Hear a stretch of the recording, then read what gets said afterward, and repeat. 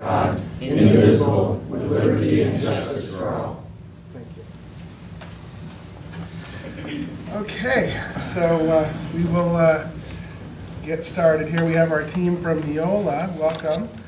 Nice to see you all. If you Good could to just see you guys. introduce yourselves for the record and the benefit of the public. Annette Martinson. Tom Whitmer. Okay. All right, so let's get started. We have 3 holds that and I don't know, Marcus, would you like to address those first with the board, or? And I think we start at 164 and just work our way, and then we can go back to the holds. Okay, yeah. So we'll start with 164? Yes, that's where we left off. Okay, so 164, notice of regular meetings, hearings, and workshops.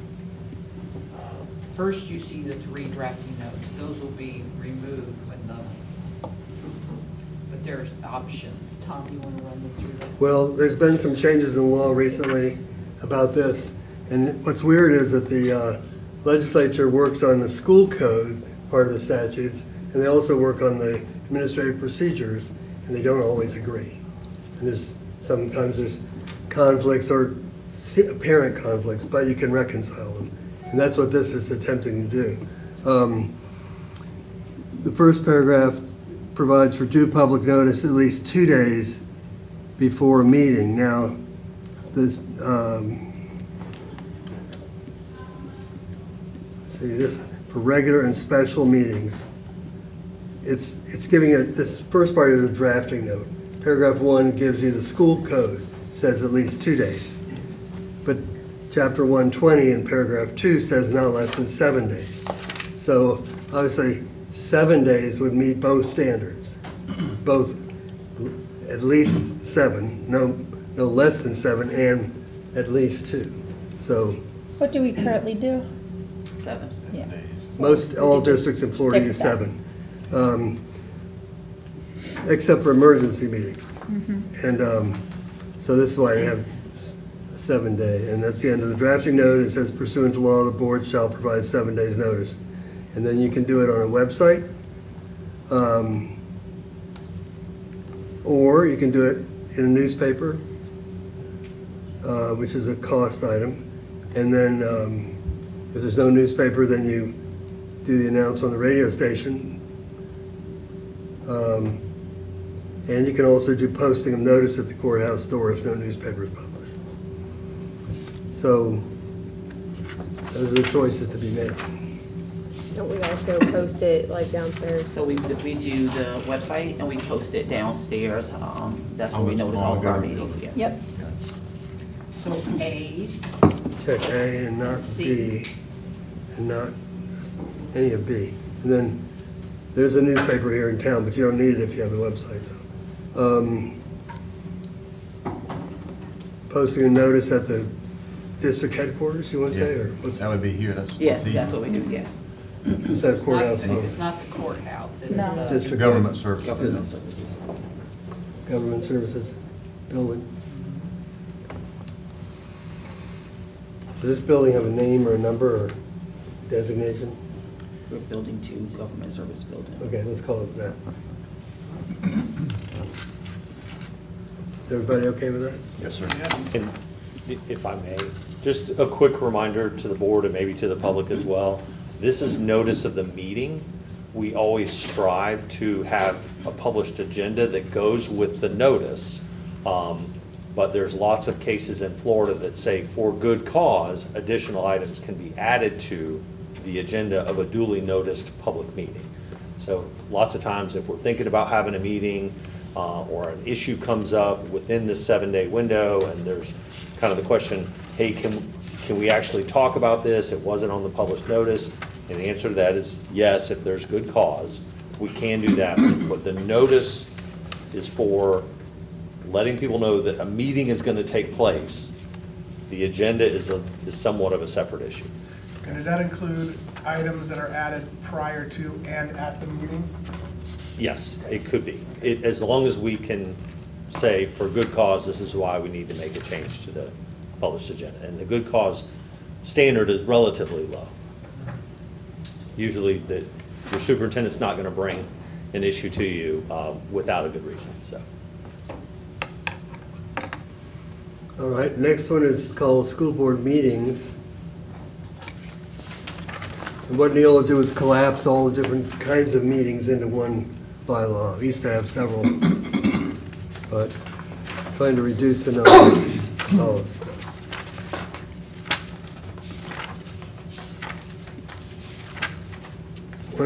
One meeting a month minimum. Yeah.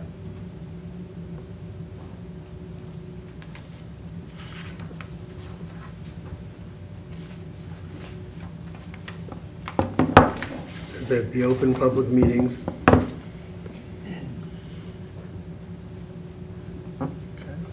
And then regular meetings are held at the time fixed at the annual organizational meeting.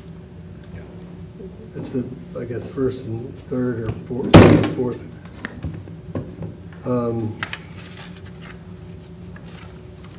And special meetings, Emergency has options. now this does say 2 days. Well, it follows the school code which says that you have to give 2 days notice to the board members. It doesn't, So when we were talking about the 2 days, for example, I noticed when we went back, and we'll probably talk about it in, when we get to that particular section for emergency, we talk about 2 days and then we reference 48 hours because there is a difference. Right, like So- 2 days is typically business Yeah. days, right? So I just want to make sure that we're clear on which one that happens to be. Are we going to do 48 hours from the time that we notify we need to have an emergency meeting, or is it true 2 business days? I think 48 hours is fine if it's a real emergency. I mean, Yeah, 48 hours better because that would actually allow you to hold the meeting a little earlier than 2 business days. Yeah. So if it's an emergency, that's what I would prefer, the ability to have it sooner. I agree with we you. could get backlash if we're waiting Well, around. is there, Right. we're talking about special meeting right now, right? Yeah. Because Are we- And I don't want to get too far ahead of myself, but it's just in the special meeting section here, that's what it's talking about. right. So he's saying the units are different, which, No, only reason I asked for that because emergency is a different classification, Sorry. right? but So- in D, it does also have a reference to a reasonable number of times daily during the 48 hours immediately preceding the date of such a meeting. Yeah. So I guess that gives you, let's pretend on Monday that you have to have a special meeting. If you have 2 days, that means you're probably going to have it on Thursday because you're giving Tuesday and Wednesday notice. By saying 48 hours, it then gives you a couple of hours to maybe push out messaging on the Tuesday as opposed to the Monday. So I think that's why the differentiation between 2 days there and 48 hours. Is that how you guys are interpreting it? Yeah, that was my question with the days and the hours, but exactly what you guys We're talking about the, would, Maybe we should leave it as 2 days to have a little more leeway. Because if we have it, if we change the special meeting to 48 hours and we also have a responsibility to message in 48 hours, that's like essentially immediately, right? So I think in that case, I do understand the difference. I get that. Okay, then I'll strike my question then. I think we're fine. No, good question, good But I catch think though. that's. So no change to Yeah, that language I in the think- special meeting I think section? that makes sense. Yeah, okay, thanks. Now we're down in the emergency meeting.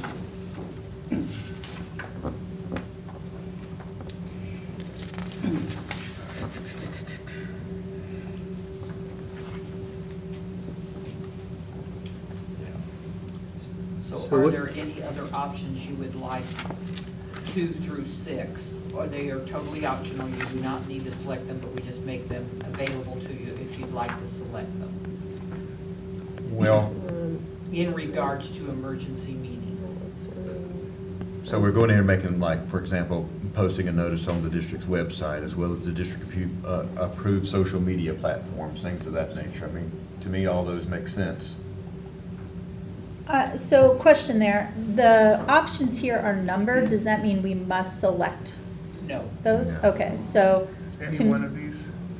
Is that You can what- pick one, none, all. Okay. They're options. So Those are I would options say for us. like 4, 5, but not at the front of every school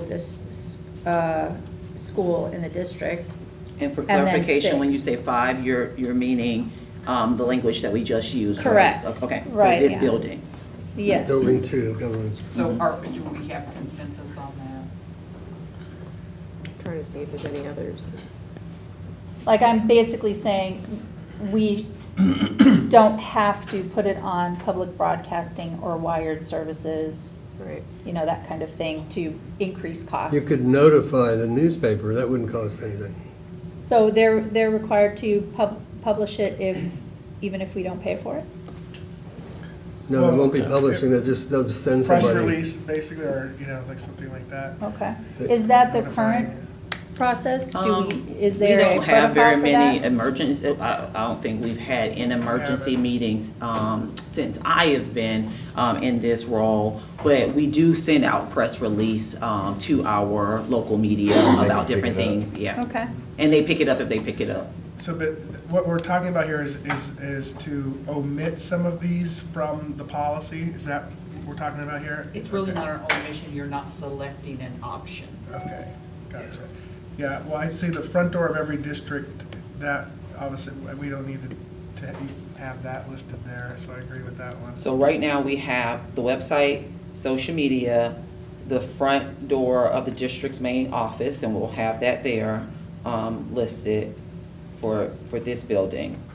Any other options? I think what you were asking, Mr. Furry, is if you wanted to have number 2, notify at least one major newspaper in daily general circulation. And if they choose to run it, then they choose to run it. Yeah, because these are just all, any one of these is acceptable, correct? Based on the way we've written, or do we have to do every single one that's listed here? No, the website is sufficient. Okay, I so think- these are just additional options available if the website's down and we can't post there. What's Plan B, right? That's kind of what these options are for. Good question. So,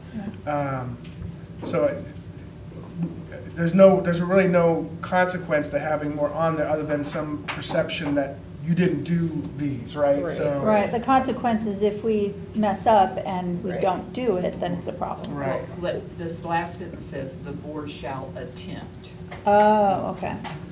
So, yeah, because for example, I'm just thinking of all the possibilities. Let's just say the GSB is out of commission, then the courthouse. Yeah, but it's on the front door, so you wouldn't have to enter the building to see it. Maybe a catastrophic event. I'm just saying. Oh, like if it's This wiped is an out. emergency. Like a meeting. tornado Yeah, came so, in. Yeah. It's I- okay. I'm just kind of like You're saying, right. it's, we want to make sure that we have options, because there's no consequence of having them on here. Okay. But these are the places that we agree that, hey, this is where the public can go to find where these notices are.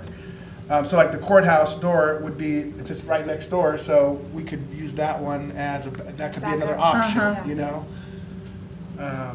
It's just that, I know, that's, I see where you're thinking out the box there, and that makes sense. But I guess also I'm thinking, if I am a member of the community, I want,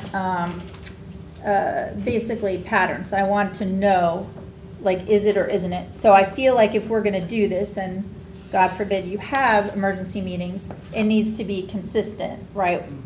We should try to fulfill them, if the structure or that service is available. Sure, Yeah, we can still notify a newspaper, but you don't have to make it like, Well, we it doesn't could. have to be like, this is the. Yeah, that's true. I mean, it's one thing, but one way, just in general thinking, is people are gonna look at a policy, if they're using this as a reference, and they're gonna think number one is the first place you should look, Yeah. So if we move these in priority, and where we know that right now, like, we would definitely, the website's gonna be our fast and first, and then next is gonna be the front door, and if we can't do it there, it's gonna be the courthouse, and if we can't, and then that way, even if it's not spelled out that way, I think this is the way people think, they're gonna say, let's follow this order of posting. That's really smart, I like that. And so So we're Yeah, saying- because at first, if the newspaper doesn't have to pick it up, it looks like maybe we didn't even try to do it. So I agree with Mr. Furry, whatever choices we put in the order of where people should go first. So But my currently, thing- right now, if we need to have an emergency meeting, we're going to our website, absolutely. It's gonna be posted on the building here downstairs. And then I think number 3 would be to our social media if this was an emergency meeting. And then I think we want to say number 2 The news- to the newspaper, but that's last because they may or may not pick it up.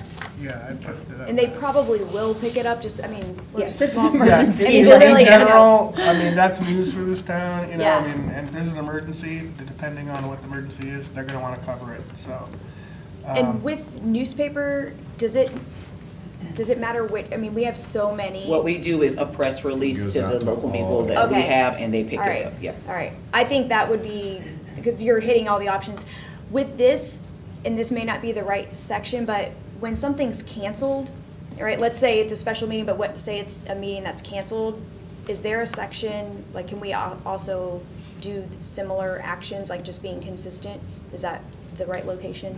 No, this is for the scheduling Just of scheduling, okay. meetings, but I'm sure that they could add something to the bylaws here that say if a meeting is canceled, we will put it on our website, And I'm just- post it on, yeah, Well, it post should- it downstairs. Just trying to say I should say follow the consistent. same order, if it where it was posted, Yeah. then that's where it should be canceled, because that's where you should automatically go Yeah, back to. well, we should, but I'm wondering if maybe we should state that. I'm only just from the past, like when, like that one we had to cancel, you know, it was here, but it wasn't here, and, just, it happens, but some people, they know like where they look, and if they don't And, see and, it. and remembering, even to that example, we posted it on the areas where we posted. We didn't put it on our social media because we do not use our social It's media not typical. as a typical. So it wasn't posted there, and so we had a suggestion that if Yeah. we were going to cancel it, a social media would have been. No, I'm sorry, it wasn't social media. I stand corrected.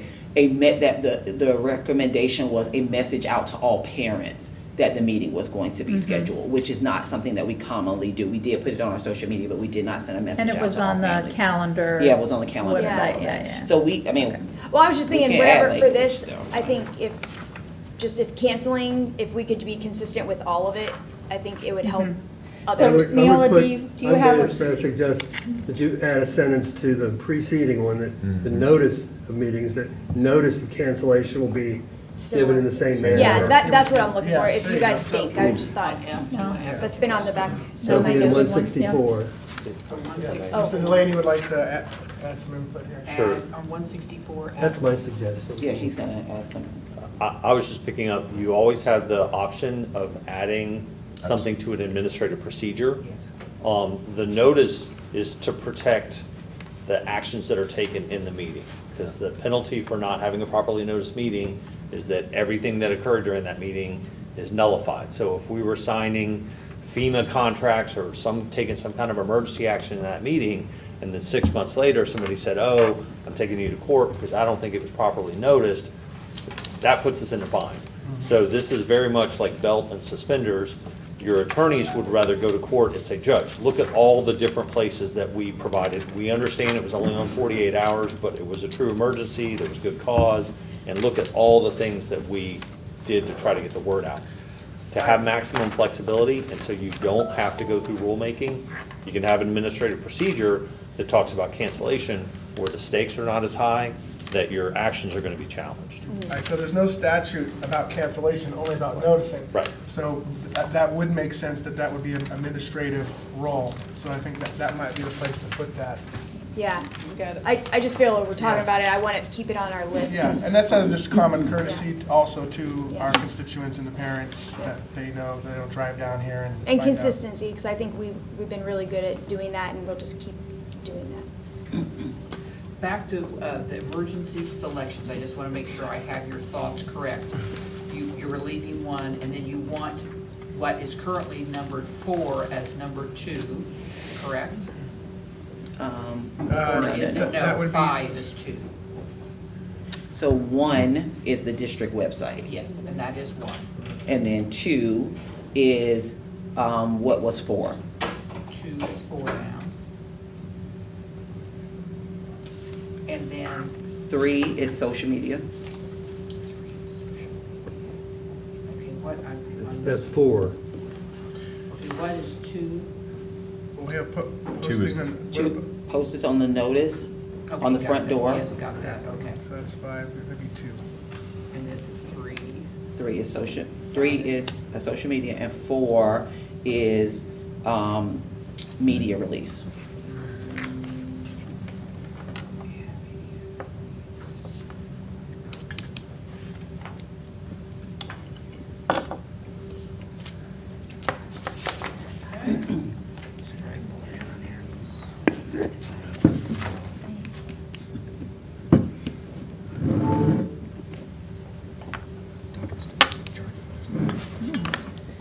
Okay, next one, is everybody okay with that? Yes. Yes. Send meetings. Virtual participation, optional section. And it sounds like you all allow people to come in on a virtual meeting. Yes. Yes. So you do want to select that then. I would say yes. Yeah, we need to have that option available.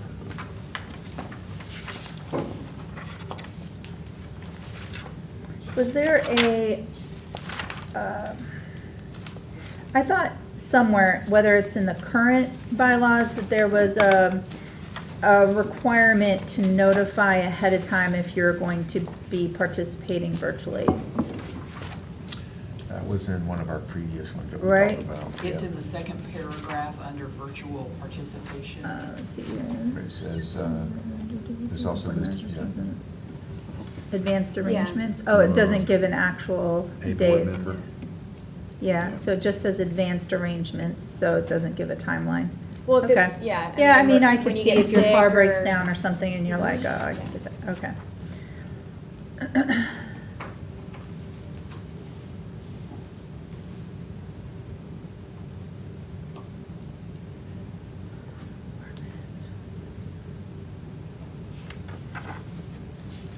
And then it's important to read the last paragraph. Yes. Mhm. Yeah, that's what we talked about before in the Mhm. previous ones, that we have to have the quorum before you can even, Mhm. I mean, again, this is probably never gonna happen. But should there be a situation where, you know, maybe there is an emergency where you can't have a quorum present, right? Maybe, what if we all have to attend virtually? Is there any workaround to that, or else nothing gets done?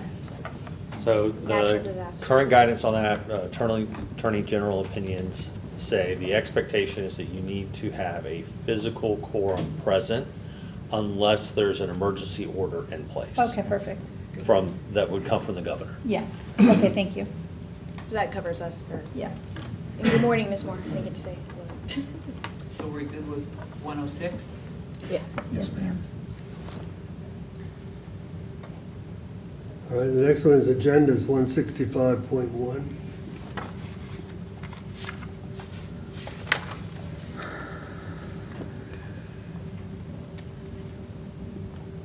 Provides for 7 days being prepared.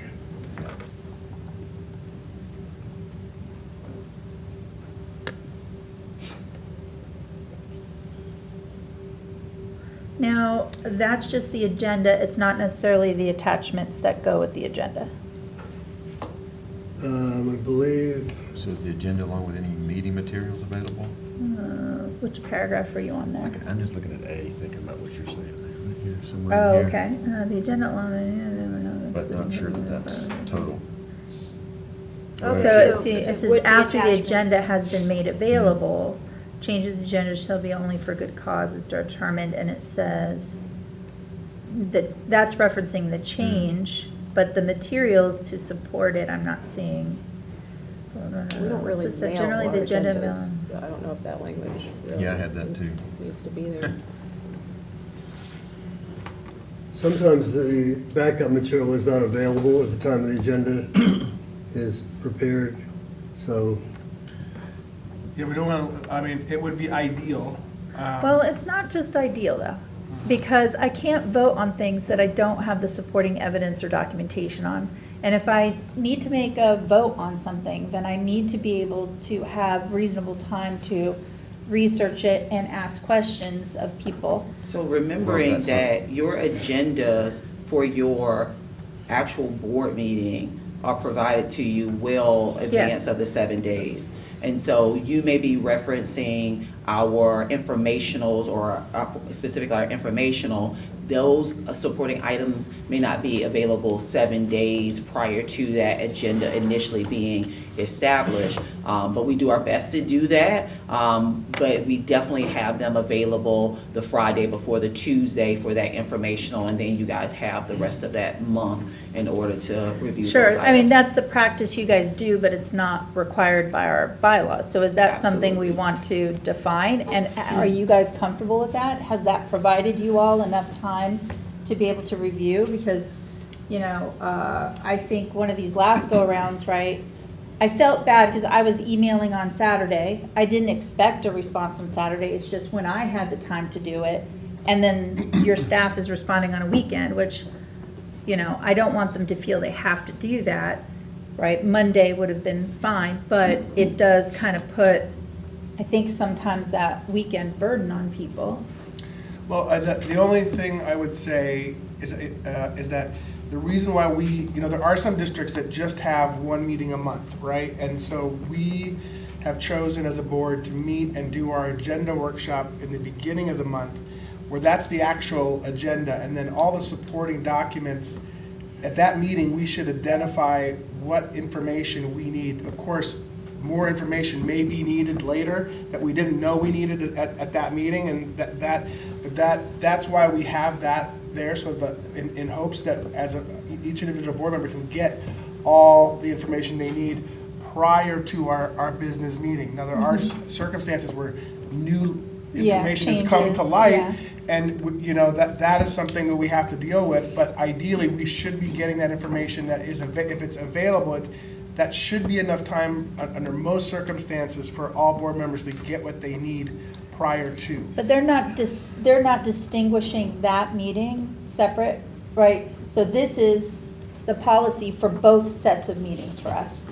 So that's the question is, do we need more lead time ahead of that workshop business meeting to have the attached materials? Like, for example, Thursday before instead of Friday before. Yeah, but- I'm just asking you guys, if you're fine with it, No, I'm but fine. I would only saying think that. Mr. Barnes, I'm go sorry. ahead. No, I'm sorry.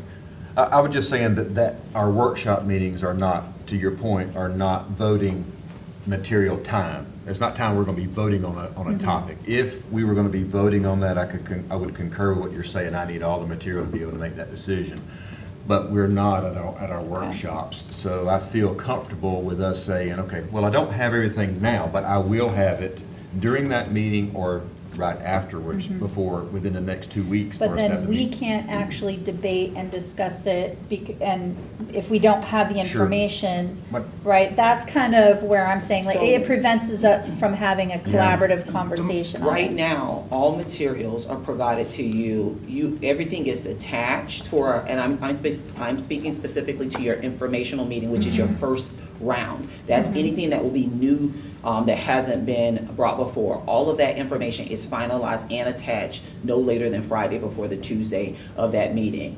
And that means that there will be at least 1 month of time with that material prior to the board taking action. Your agenda items, because those are items that are typically things that you've already seen, more standard order, those things are typically, I would venture to say, more than not attached by that Tuesday when it goes live. I would just underscore, I understand that's the same sentiment Mr. Bars had, but what I'm saying is, we need to be prepared to ask each other the questions, to determine what our positions are at that meeting. If we don't have that material in time to make that, then the next meeting is when we're voting on it. We need to be able to collaborate on those items in the workshop meeting. So But the next Friday meeting and is Monday. not, the next meeting is not when you're voting on it.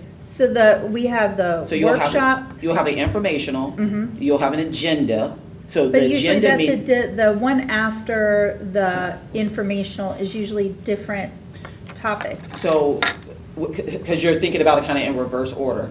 The cycle is information, then agenda. The agenda is setting the meeting for the agenda for what you're gonna vote Right, on now in that 2 one, weeks. yeah. And then, so like, so today, we're starting first cycle round of things. So it's informational, agenda, and then the meeting. So at the most, you would have 2 weeks with items before having to vote on it.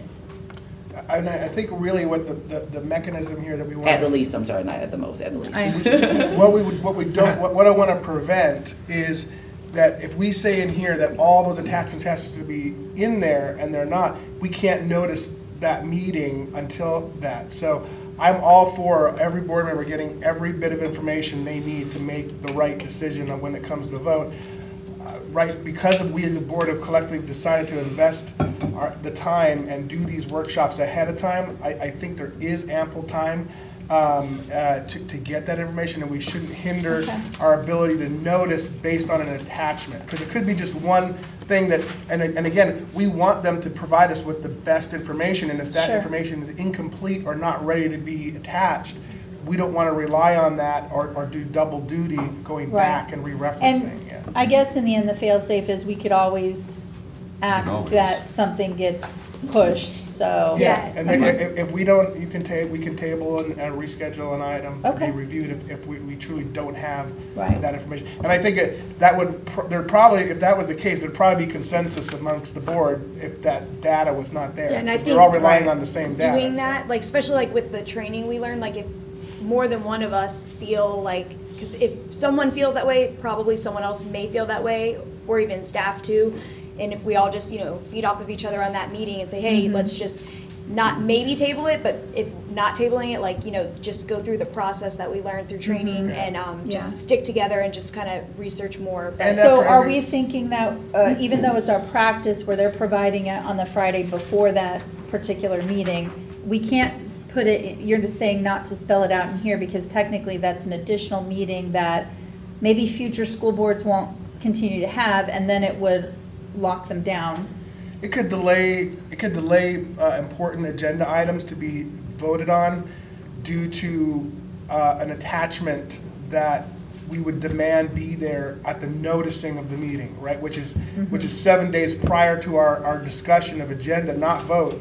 So that's what I'm saying, is we need to leave that No, latitude this is the there. second question, I'm sorry. So for our informational workshop, where she provides the material on that, or the agenda attachments are added on that Friday, in here, we're not discerning between informational or school board voting meetings. This is a generic agenda, no matter Correct. what. So do we want to add a piece that says, for informational workshops, the attachments will be provided, the Friday before or whatever, or what my flip side was, well, if we do that, then then future school boards who may choose to not have that cadence of a informational ahead of that school board meeting would then need to kind of revise the policy because of it. I would just say that we personally, I think that should be left to the superintendent, because I believe that if it's not there at that point, there's a good reason. Now, we have to hold the superintendent accountable if we feel that this is something, because we're not we're not efficiently managing that. But ultimately, because of the amount of time that is there, I think we need to leave that as it is now, because it is not something that is at least in my experience, has not been, there's always been a good reason if something hasn't been attached yet, right? But I think our accountability is if we see that, well, you had that information, why wasn't that put up there? Well, that's for us to call that out and hold that accountable and say, our expectations are, it's just once you put it into a policy, you lock it down, and then there's no discretion there. It's a violation of policy if those, so we would have to pull those items from the Right. agenda. I do understand that Yeah. concern. I was just asking, Yeah. how does the board feel? Are we okay that we're not spelling that out? And so, I you think know. I think really based off the way it is here, that we're given the notification, and at the end of the day, what we're really trying to, in my opinion, is that we're trying to say, we're putting out the agenda to the public, we have the 7 days, and here it is. There's more information that's gonna be coming, of course, for us. It may already be there, but at the end of the day, we're meeting requirements of this particular policy and the ones prior to that we've Okay. already spoken about. So you're taking the stance, this is more about our responsibility to notify the public more I than am- responsibility to provide us with the information. I'm I'm kind of pulling that all together, saying, okay, we were just in that section, now we're in this section, and now we're Okay. kind of, I think pulling that- it all. that actually we're all- makes We're more all sense kind of to pulling me. it all together now. Sure. There's going to be Yeah. more to that, because some items require more information, some do not, it just Right. depends. And this is in reference to state statute requirements that is driving this, you know, so we're just putting our state statute in our policy and making sure it's clear to the public and for us Okay. to be able to. I would say, going back to like B, and I think Ms. Chong may have mentioned this, I'm not sure, but we're talking about mailed no later than 7 days prior to the meetings, but maybe we should put either on board docs or an electronic form or something, because I don't usually Which get letter is anything. that? B? B or Under- D? Yeah, generally the Mailed agenda or should be mailed. delivered. Shall be delivered. I How think about you Yeah, that? just- that'd be great. Yeah. Just delivered. Just something. Yeah. I just don't usually get anything by snail mail. Yeah, I don't. Not around here. Anything else on this one? Good discussion. No, thank you for entertaining that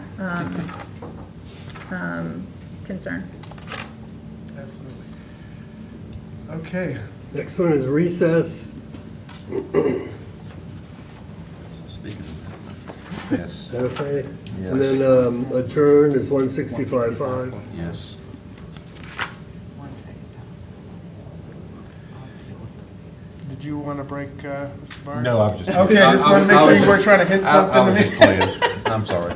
I'm lighting up the mood here. And then 165.5 is where we are now. But if at any time somebody does need, No, just I'm good. let us know, so I'll try and read the room, but. You've been really good at it, so thank you.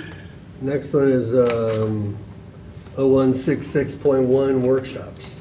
There we go. Now this, they're using a different terminology, but yet they're not indicating a requirement to have an agenda or anything for this. So, but that Workshops. we typically do. Yeah, workshops normally have an agenda, at least a list of what's coming up on it. And we normally have. No action. Yes, we always have. Yeah. We go above and An beyond agenda. that. Yeah. And they take minutes and keep it. Okay, and then. So is this good or? Well, that's what I'm asking. Does the board want to have that same stipulation previously that an agenda for a workshop will be provided? Or are we saying, no, there's no requirement? So essentially, we can come in here cold. So we have the agenda always, just because that's what we do, but we don't technically have to according to policy for the workshops. Right, so I'm right? asking, do we feel it should be policy? Well, the previous bylaw said the agenda for board meetings, hearings, and workshops. Oh, it shall does be say in prepared. 165.1? Yeah, so Okay, thank where you. it talks about workshops. yeah. That would take Gorgeous. precedence over. That's so what we're I was already worried saying about. that. Thank you. And now we're just basically defining it in here. What is a the way I- workshop? Yeah, that, it's just clarifying, we're not making decisions at a workshop. Right, Yeah, So this is good. beautiful. Yes. okay, and then the next one is 167 voting.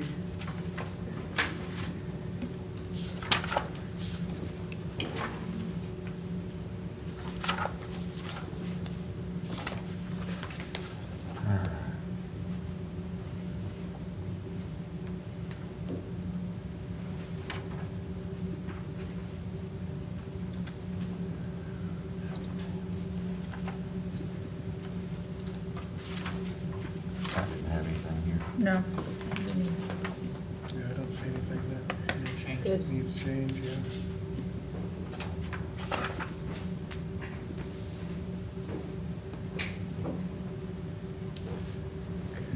Okay, Move on. we go to 167.1, use of district-issued email and other social media. So I was looking, not, just a question here, we have like the parentheses here, are we picking from these, I'm Right, assuming? your options. Okay, You don't have to pick any, but you can. okay.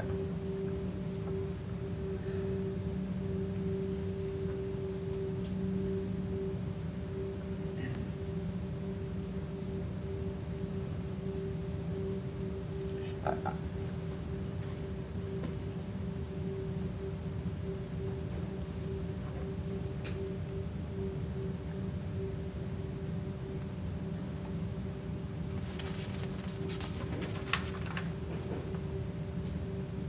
Well, I do like us making sure that we kind of pick some of those if we can, just because for clarification. Matter of fact, one of these I had to ask Mr. Delaney about yesterday, and so I think it's probably a good idea for us to kind of go through these and see what we think are applicable. I think the first one is for sure between the board members and employees which do not involve deliberation. So, I mean, you can share that information, but you know, it's just sharing of information is not something where you're getting someone's response back of how Right. you're going to vote on a particular item.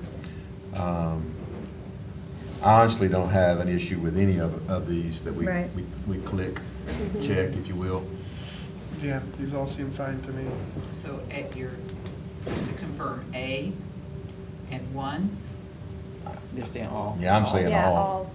But I mean, let's just talk through these. Yeah. I'm just, No, I agree, and I've had similar discussions with Mr. Delaney. We've taken a very hard stance of, we are not to email each other at all. But that's not what Sunshine State law really says. In fact, when we go to these school board training workshops, they're saying, you can share the questions that you might pose. You just shouldn't answer them, discuss them. But it allows the other school board members to say to themselves, oh, okay, does that elicit another question that I might have? We're not answering them, we're not voting, we're not making a decision, we're not discussing the questions back and forth. But, you know, there have been situations where, you know, there's been a very hard line taken to that, and I understand because you're trying to be overly cautious, but sometimes it could be at the detriment. And so here, I feel that this almost outlines what is possible and makes clear to us under the statute. and you're selecting B also. I would say yes Yes. on that, absolutely. Yeah, obviously.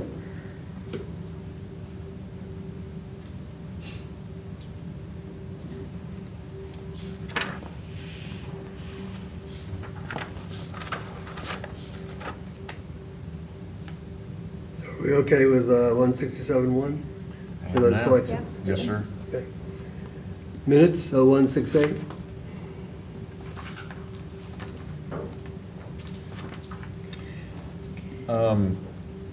Is that, should that be the superintendent or designee there too? Well, Or not? they've defined Did the they word define somewhere? superintendent in the bylaw about Did I miss- definitions. Remember the first Yeah, one yeah, we yeah. did? You're right. It did say or designee. Okay, fair enough. Big S implies a me or a designee. Or did. Okay, I thought that was a- So I wanted to make sure of that. Okay. Marcus has reminded me of that Yes. several times. We're going to do big S, you and a designee. Okay, fair enough.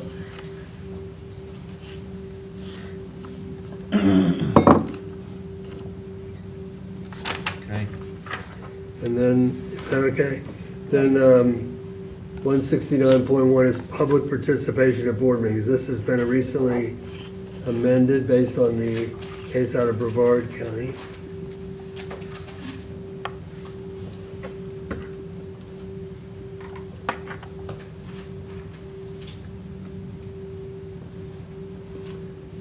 And you said this has been amended, like this up, I mean, and I know the Brevard County situation, but what we have been looking at is currently, Yeah, that was Yeah. my question. Has anything yeah, changed? update. What's the latest and greatest on this? Well, they were at the, Mr. Doherty, they were in a circuit court, weren't they, for a, So they got a decision that hasn't been appealed. So circuit court decision was favorable to the district on Right. summary judgment. Went up on appeal to the 11th Circuit, unfavorable decision to the district, more favorable towards the public access, which required the policy changes.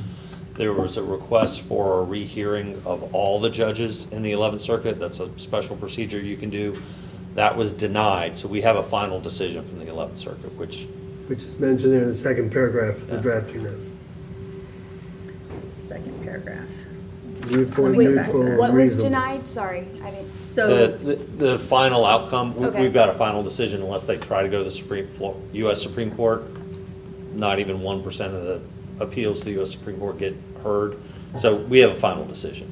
And that was favorable to, not favorable to the district, favorable to Moms for Liberty who sued, who wanted a change in the policy. The language and option here is aligned with that final decision. Okay, so what we have now is for that, okay. so the basics of that were, if I could just make sure I get it, is that you have to accept all public comment, no matter if the viewpoint, the stance, the organization they're coming from. So, for example, if you allow a sign, right, then you have to allow any sign, no matter what it says. Now, does that also uphold if they're, now, I know you as the chairman, though, can also use powers to restrict I don't think that so. if they're It's not. using, let's say, inappropriate language. Well, I guess that's where the area, Yeah. we were talking about that, Yeah. from that part, I don't know that how much control over that we actually have. but So even if it they does- lay out the F-bomb. I'll let Attorney Delaney respond to that, but it does, if I understand it correctly, though, that the public comment has to be related to the top, like the school district, right? Right. Not just, I'm talking about some national issue at the school board. Sure. You can create a limited public forum, which means that all of that are to address public education issues in the district.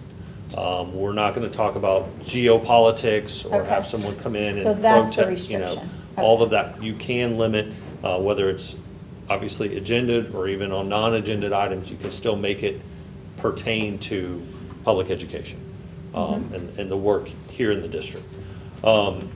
Obscenity, still off the table. That still is something that can be prevented and directed people Okay. that they're not allowed to do. There is some specific language about signs, they can't obstruct other people's view or participation and things like that. Okay. I'm not following this Moms for Liberty comment. I don't know. The viewpoint neutral, reasonable in light of forum's purpose. Are they saying it has to be that way or? Yes. Yeah. Okay. So from my understanding, like when we had you had a great presentation about it, parents or guardians or public individuals, they can come in, say whatever they want, essentially in that time frame, and right? Well, That's it's a hard thing within- because we. Because who's to say what their thoughts are with? Our industry, this business is supportive and helpful and collaborative. And it's a hard thing to hear someone comes in and say, Principal Delaney over at that school is doing a terrible job, and let me give you the 5 reasons why. There's immediately kind of oh, wow, do we really have to call this person out by name? It's not the culture. And what the courts have told us is we're treating this like a city commission meeting or any other meeting. We're not treating this like sort of a warm and fuzzy school environment. We certainly are happy to hand out praise and kudos to individuals by name. And because this is a public forum and we have to be viewpoint neutral, we have to take the good with the bad. Right. But it doesn't Yeah. have to be, we don't have to accept the obscene and the F-bombs. Right, okay. And that's what, hey, that's what democracy is about. Free speech, protest, whatever you need to do to be able to shape the people who are representing you. So I support that. I was just wondering, on the flip side, again, controlling it to make sure it is within the realm of not just the agenda, because there is an open public comment, but in that space where they can comment that's on items outside of the agenda, it still must be related to school business in some capacity. Do we want to discuss one of the questions that was brought to us about moving the timing of the public comment? Is that the time now for this discussion, right? Or is that? for Yeah, there's a policies? place in here for an option about that. So why don't we just go through the options? Okay. And, okay, look them up. Two, I think, covers that. The first option is reasonable opportunity to be heard on a proposition before the board. And the second option is members shall be given reasonable opportunity to provide input to the board. I prefer number 2. And so that one goes into talking about either non-consent items You'd or have to consent be only- items or anything that they want to have a discussion about, which. But right now, we have both. We do that. We give them, there's, in the beginning of the meeting, it's time for them to voice thoughts on the agenda items. After the business is done, it's open. Yeah, and option 2 would cover both of those. In, So we're selecting option 2. so we will, Is that what you want? So that's just saying you're going to accept public comment on non-agenda items. That's what we do currently, and I Right. support that. I'm not, obviously, I think everybody needs to, So option 2 Way in is here. essentially what we're doing now. The first public comment is agenda items, second public comment is. It's not about that It's just first and saying- second. It It's can be about anytime. just, you're gonna take input about From- the agenda or not about the agenda. Got it. But we just set that, we can keep it, the structure, under this option, we can keep the current structure we want, or it could be changed in the future if somebody wanted to, but it doesn't preclude us from doing it the way we're doing it. they're not connected, correct? right. Well, hold on a second, just to make sure I'm clear with this. So we have 2 separate times for comment. Are we saying that someone could not, it has to be that specific topic that they want to discuss, or can they go in and talk about something else later on as well? Couldn't it be open at any time during that public comment to discuss anything that's consent or No, that's not non-consent? what this says. This just says, like, for example, if we chose number 1, that means we're saying we're never gonna have the open comment about non-agenda items. Number 2 allows us, it doesn't tell us how we structure that, it just says we are going to accept that, we can structure it, that decision comes later in the logistics of it. So we have that in place now, in the way we, as a board, see fit. Because we don't have to actually allow what we're doing now, but we have the opportunity to do it. So how they're able to talk about non-agenda items. So we don't have to allow that, but we do that now. So that's what that's saying. So legally. It's in our second stage of comment, after we've gone through our business of the night. And we'll get to that down where it talks about designated public input period. Okay. That's where you can have the discussion about how you Yeah, want it that's structured. fine. Okay, This is Just give us the latitude to do both. Yeah, this is giving you the latitude to continue to hear both agenda and non-agenda. Yeah. So if you items. like how we do it now, where they can talk about agenda items or non-agenda items, then option 2 would be that Yes. option. Okay. I just wanted to be clear on that, thank you. The text goes on, for purposes of this policy, a proposition is an item for a vote and includes all items on the agenda noted as unfinished. You can say consent and non-consent. Yeah.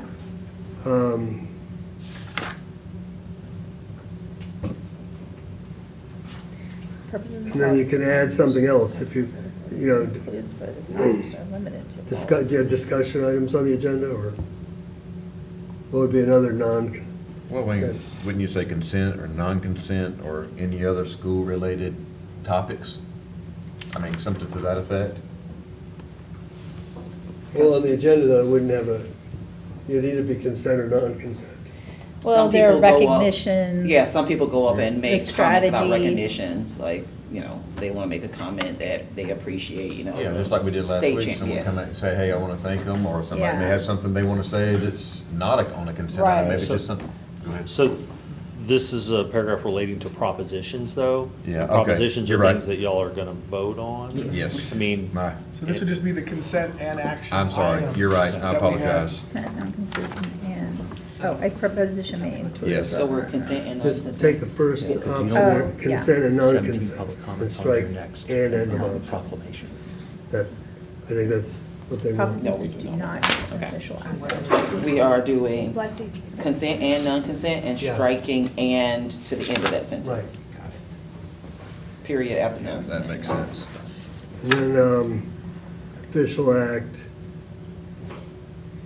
deal with emergency, does not include emergencies.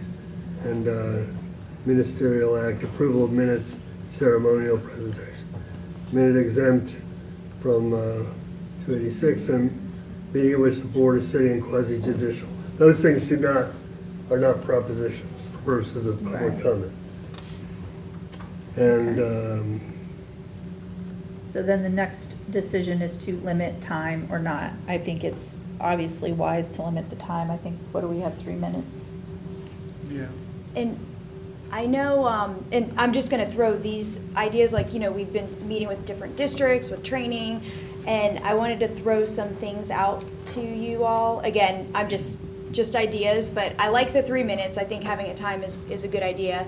But some districts, and we may not be there, but they have a max number. So for example, I'm gonna say 21 members, so 21 individuals, and they had to do that. They're in much larger districts, and some of them, they're there till 1 a.m, but that might be something maybe we wanna consider. We may not ever have 21 people wanna talk, but potentially.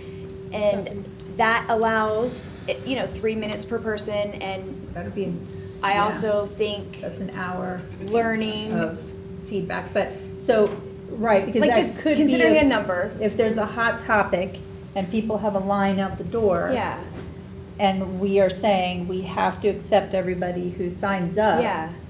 Then that could get several hours. So I'd what like she's to- saying is limiting the Yeah, number I came of up with signups. 21, thinking that's a reasonable That's an time hour. of like, and again, that's just throwing it out there, just listening to other districts. 21 individuals that could have the opportunity to have 3 minutes, and that's just, giving it.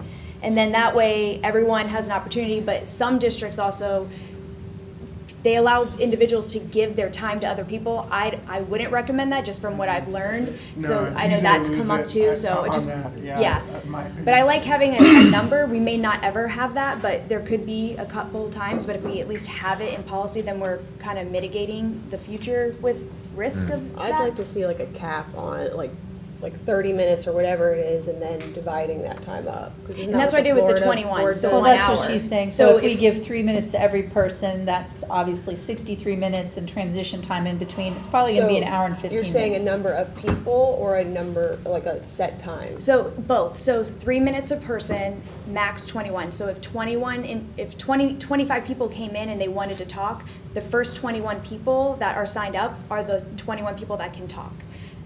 Whatever hits, so, because What Ms. Chong is saying is similar to how the state board operates. What I'm hearing you say is we will have a maximum of 45 minutes devoted to public comment. And so if there are 21 people that sign up, that 45 minutes will be divided amongst those 25, and therefore their 3 minutes will be reduced. Because you're saying, what if somebody gets up and only uses a minute and a half, right? No, So- well, no, No. she's So saying. nobody's excluded, really? Nobody's excluded, but your time is adjusted based on the amount of time that is allocated for public comment. So if it's 50 people that sign up and the board has identified 45 minutes for public comment, that 50 people are going to 45 minutes.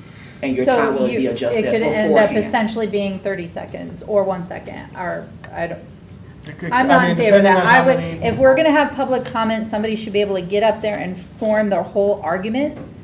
And so I would be of the side of giving a whole 3 minutes. Otherwise, it's just for, it's just a thing we're doing to do it. I'd rather it be actually impactful, meaningful. Just what, of the 67 counties, Mr. Delaney, what is the overall, you would say, how they do this? I mean, I know it's probably all over the board in some places, but in general. It definitely, there's not 67 different ways of doing it, but there are a lot of different ways. Because so many NEOLA districts work with NEOLA this sort of sliding scale on the amount of time based on the number of people talking is something I see frequently.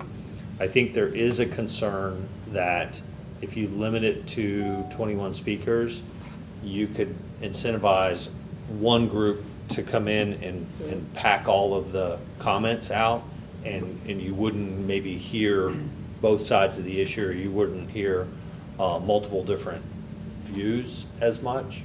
I think a way to kind of adjust this is what they've laid out here.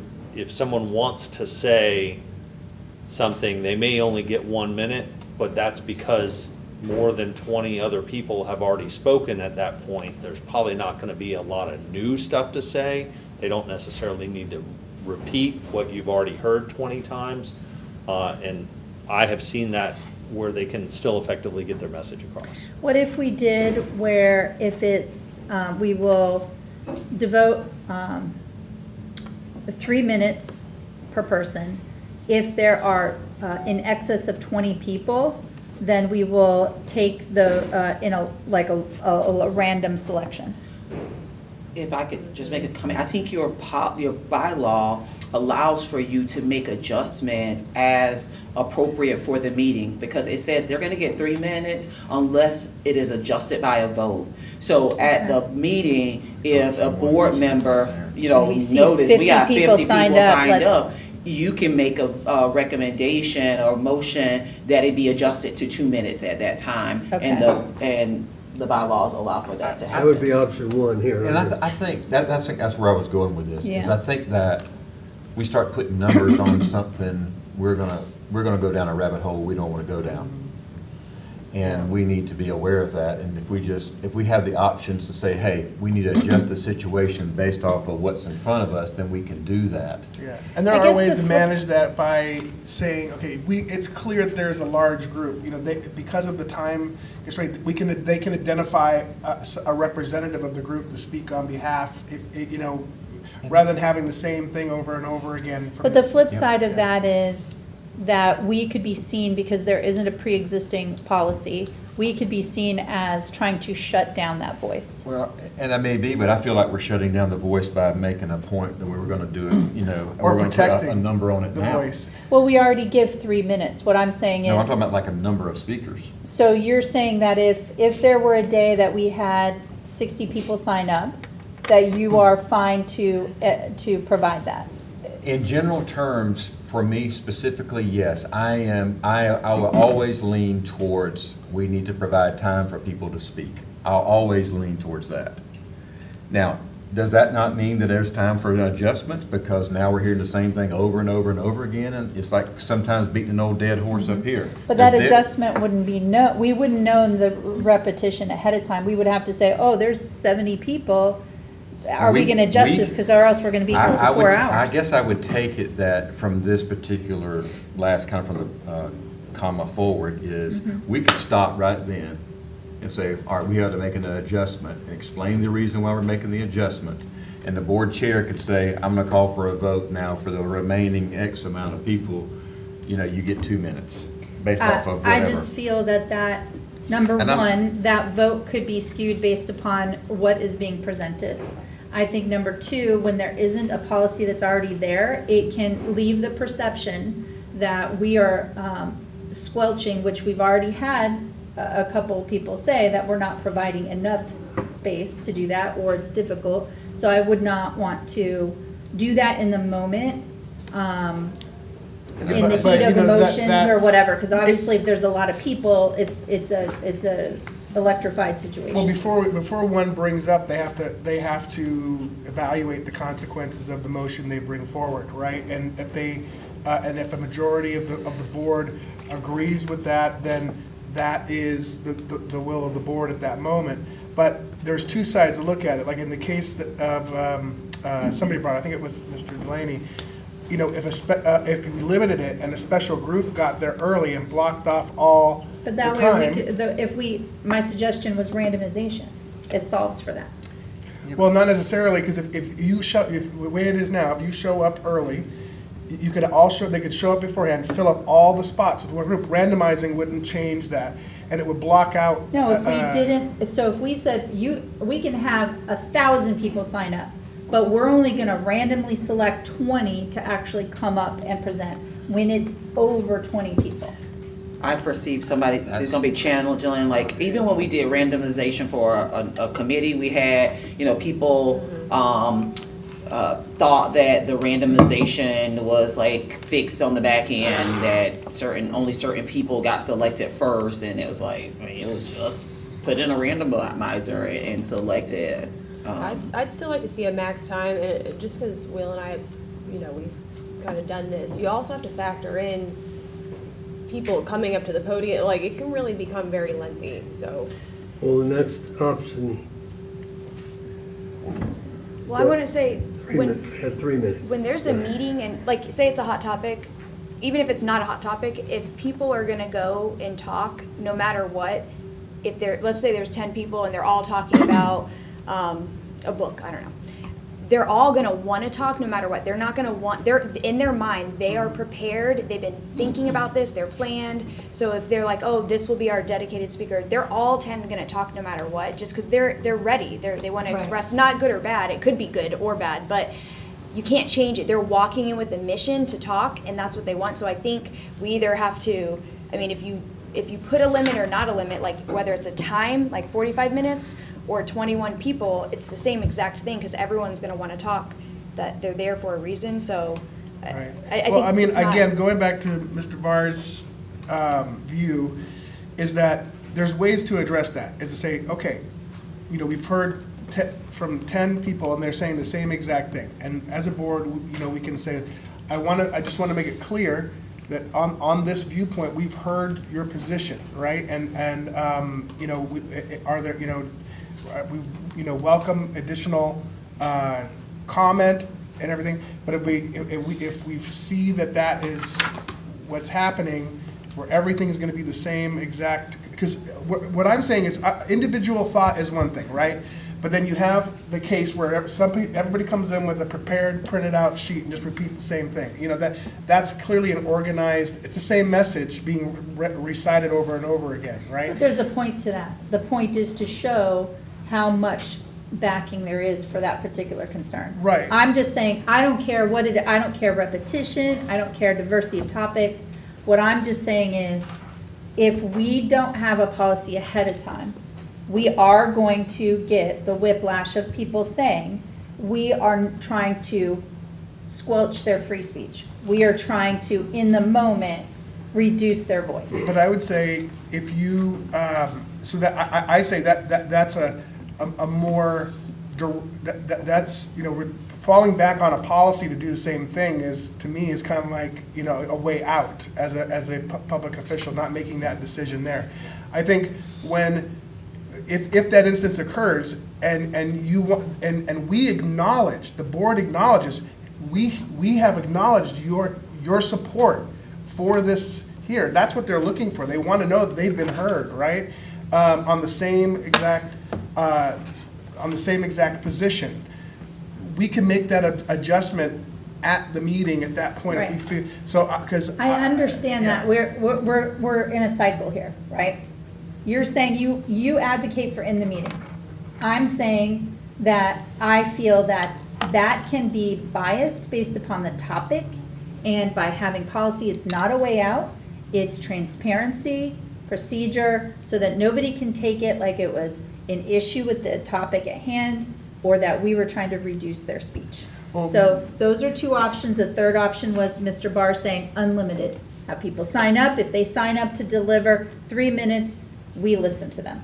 Well, Is there another option from those three? The other thing too is that when, Well, one is that option. Yeah, that's one, and Really? we're going through number 2. But, I think, well, to your point though, I think if you put a number of 21, then we are limiting free speech at that point. Exactly, That's that's how what I I, see. that's how I see that. That's Maybe why we I just always say that stay I'm always limiting. open. Let them talk, Sorry. and then put a time. No, I mean, like, it's not like it will be every meeting, but if there is something, and maybe, I don't know, you have the minutes, and then if you feel like it's getting to, the 3 Your minutes, like, current hey. language from the options that I'm hearing from Mr. Furry and from Ms. Ruddy, your current language allows for both of what you're asking for, because it is saying we're gonna have 3 minutes. It does not limit the number of speakers, but it does give power in the motion to a board member. If they wanted to make a motion to adjust the time, they could do that, and then it would fall to the board to make a decision around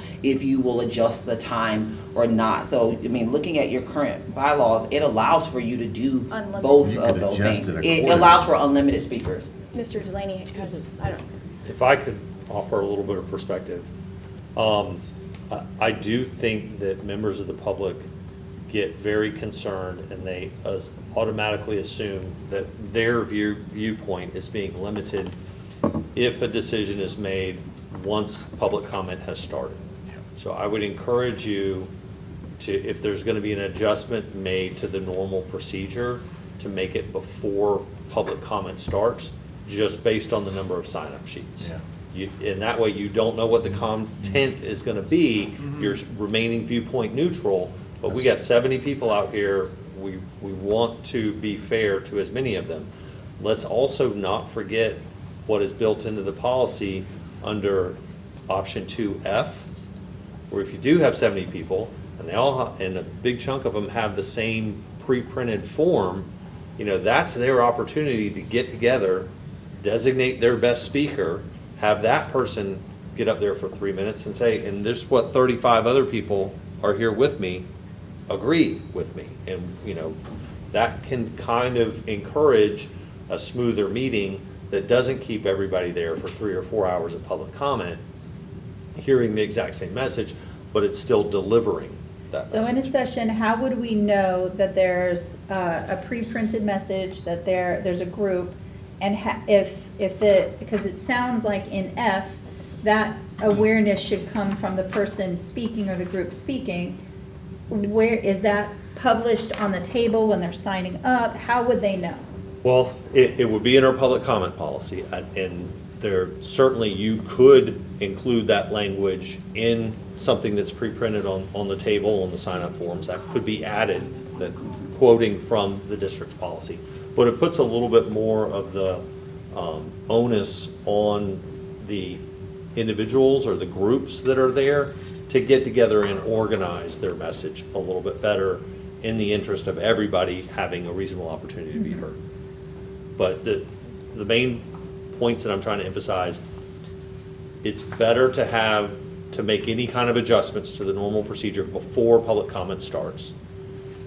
It's also a good idea to have a reasonable cutoff on when additional public comment forms are going to be accepted, rather than leaving it open-ended. Somebody doesn't like what they heard from hour 2 of public comment, you know, they weren't Yeah. planning on speaking, but now they're going to get up and make comments as well. So I think, you know, getting all the forms in, saying, okay, we're not accepting any more forms for public comment. We see we have X number of speakers lined up. We are going to adjust or not adjust based on that. Can we compromise and put that piece in there, that if we are going to adjust this timing and/or number of speakers, it will be done so before public comments begin? So are you saying like where it says unless adjusted by a vote of the board Which should- before? Prior to. Prior to I the agree with beginning that. of public comment. Yes. Is that okay with everybody Yeah, else? Yeah, I think that's. I think that's the compromise of making sure that everyone, you know ahead of time of what we're doing, we're not doing it in the Right. midstream. And I that think that's takes away that. The perception. The perception that, oh, you didn't like the content of this, so now you're adjusting the time. You know, Right. so that, there's no, you can't argue that. We didn't know what you were gonna Yeah, say. I agree with that. So that language reads, the portion of the meeting during which participation of the public is invited shall be limited to a total of 3 minutes unless adjusted by a vote of the board prior to the start of public comment. Public input will be received prior to the board taking official action on the proposition. Yes. Yeah, in option 2, there's a comment about delegating your time to other people. We want to address that. I don't, I think you have a 3-minute window to say what you want to say, and if you say, if you don't have 3 minutes worth, then that ends it. It goes on to the next person. But Speaking with other Not districts. yielding time because to we're not- others, but I right? think we need that language. So we need to remove that option, right? We're not picking that option. Says may Okay, or may I'm not. sorry, I thought it was No, included. we're not Okay. picking option But I'm two. saying in option 1, should we include that? You There- like- There's some It's down below, down below requirements. Yeah, we'll have to under D. get to that part. But Additional before rules. we move from designated public input period, is now, Mr. Delaney, the time for them to make a determination around the public comment on or off agenda items? Because there is not another area in here that would come up in this. Regarding the timing of it? Yeah, so how we currently do it with agenda items first, non-agenda items second. There's not another portion of this bylaw that would address that. It would need to be in this time. Is it okay for them to have that conversation now? I don't think that the board's approach of having an agendaed item, public comment period first, and after the business portion of the meeting is concluded, addressing non-agendaed items, I don't believe that has to be written into policy in order to handle it that way. You've written in and established the fact that the board is going to accept public input on non-agendaed items. The logistics of how that gets accomplished during the meeting does not have to be in policy. So would that fall in our board procedures, or just other, where would that be delineated? Or is it just our practice? But I think it, right now, has been a practice. Right. I don't think that a particular procedure has to be written. Okay. This is y'all's So- meeting, and you get to run this meeting. Just for hypothetical purposes, I mean, you'd say, well, I don't want to do that. Is that, whose decision is that to be made, that it doesn't go on the agenda if it's not in policy? Well, The board chair could say, I don't want to do, I'm just saying. that. Sure. And board chair, superintendent who develops the agenda item? The chair and the agenda working together are the people who initially put the So, agenda but if it's in together. policy, then it makes it have to be there, I would say. It does, it would also, it's gonna come down to the will of the board too, because a board could vote to amend the agenda. Sure. Say that, not this board, but a future board with different members the chair decides they don't like public comment on non-agenda policies, despite what the policy says, that the board is going to accept that. And the superintendent and the board chair bring a agenda forward that does not have that section on the agenda for non-agenda public comment, the board could then make a motion at the time of adoption of the agenda, hey, I want to include a section here for non-agenda public comment. And if a majority of the board was in favor of it, they could do it, which is ultimately the same effect as writing it into policy. I just feel like we're going to address it now. If another board wants to change it, they can always go back and change it. This particular board, I think, Are you can saying, speak- so if someone comes in Yeah. and they start talking about non-agenda, so they're like, At well, it's the not in your end. policy, so I'm allowed, that's right, is that what you're meaning? Well, I mean. Well, they have to follow the agenda, the public, you know. But I see your point. But as Mr. Delaney said, is that if, in this case, it would have to be the superintendent or I that just said, you know, we're crossing this out, right? And we show up and we're ready to start the meeting, and at the beginning I say, are there any adoption or changes to the agenda? Well, that's the moment that a board member could bring forward a motion to alter the agenda, to put it back. I'm only saying is that one thing about policy is, you know, I think it should be tight to address issues that could likely happen in some cases, but the powers of the board at our meeting is what I was saying, is at the meeting, we all have full power of a majority vote. And as far as the agenda goes, you know, that is our practice that we've all, you know, Does moved it forward say it with. in the agenda? I'm just trying, because this is a topic that we've heard a lot, so I just want to make sure it says it actually in the agenda. At the bottom. I understand the point. I just feel like that it makes it clear that we as a board and as a district, that we value the input before, after, whenever we put it in there. And we're putting it in there. We don't have to go back and say, well, if somebody accidentally pulled it out. We know it's going to be in there. because that's something we as a board value. And I only asked the question because it has come up It's and well, members that's what I'm saying. We have know. requested it. Yeah. So right now, you have it the way that it is structured with agenda and non-agenda items. You know, unless you guys are looking to go against that way, Here's an example that, and tell me if this would apply, Attorney Delaney, is, you know, we write in the policy that we have to have both, right? But let's just say that we have to, because of circumstances in the meeting, we have to adjourn the meeting because of an issue in The water. anything.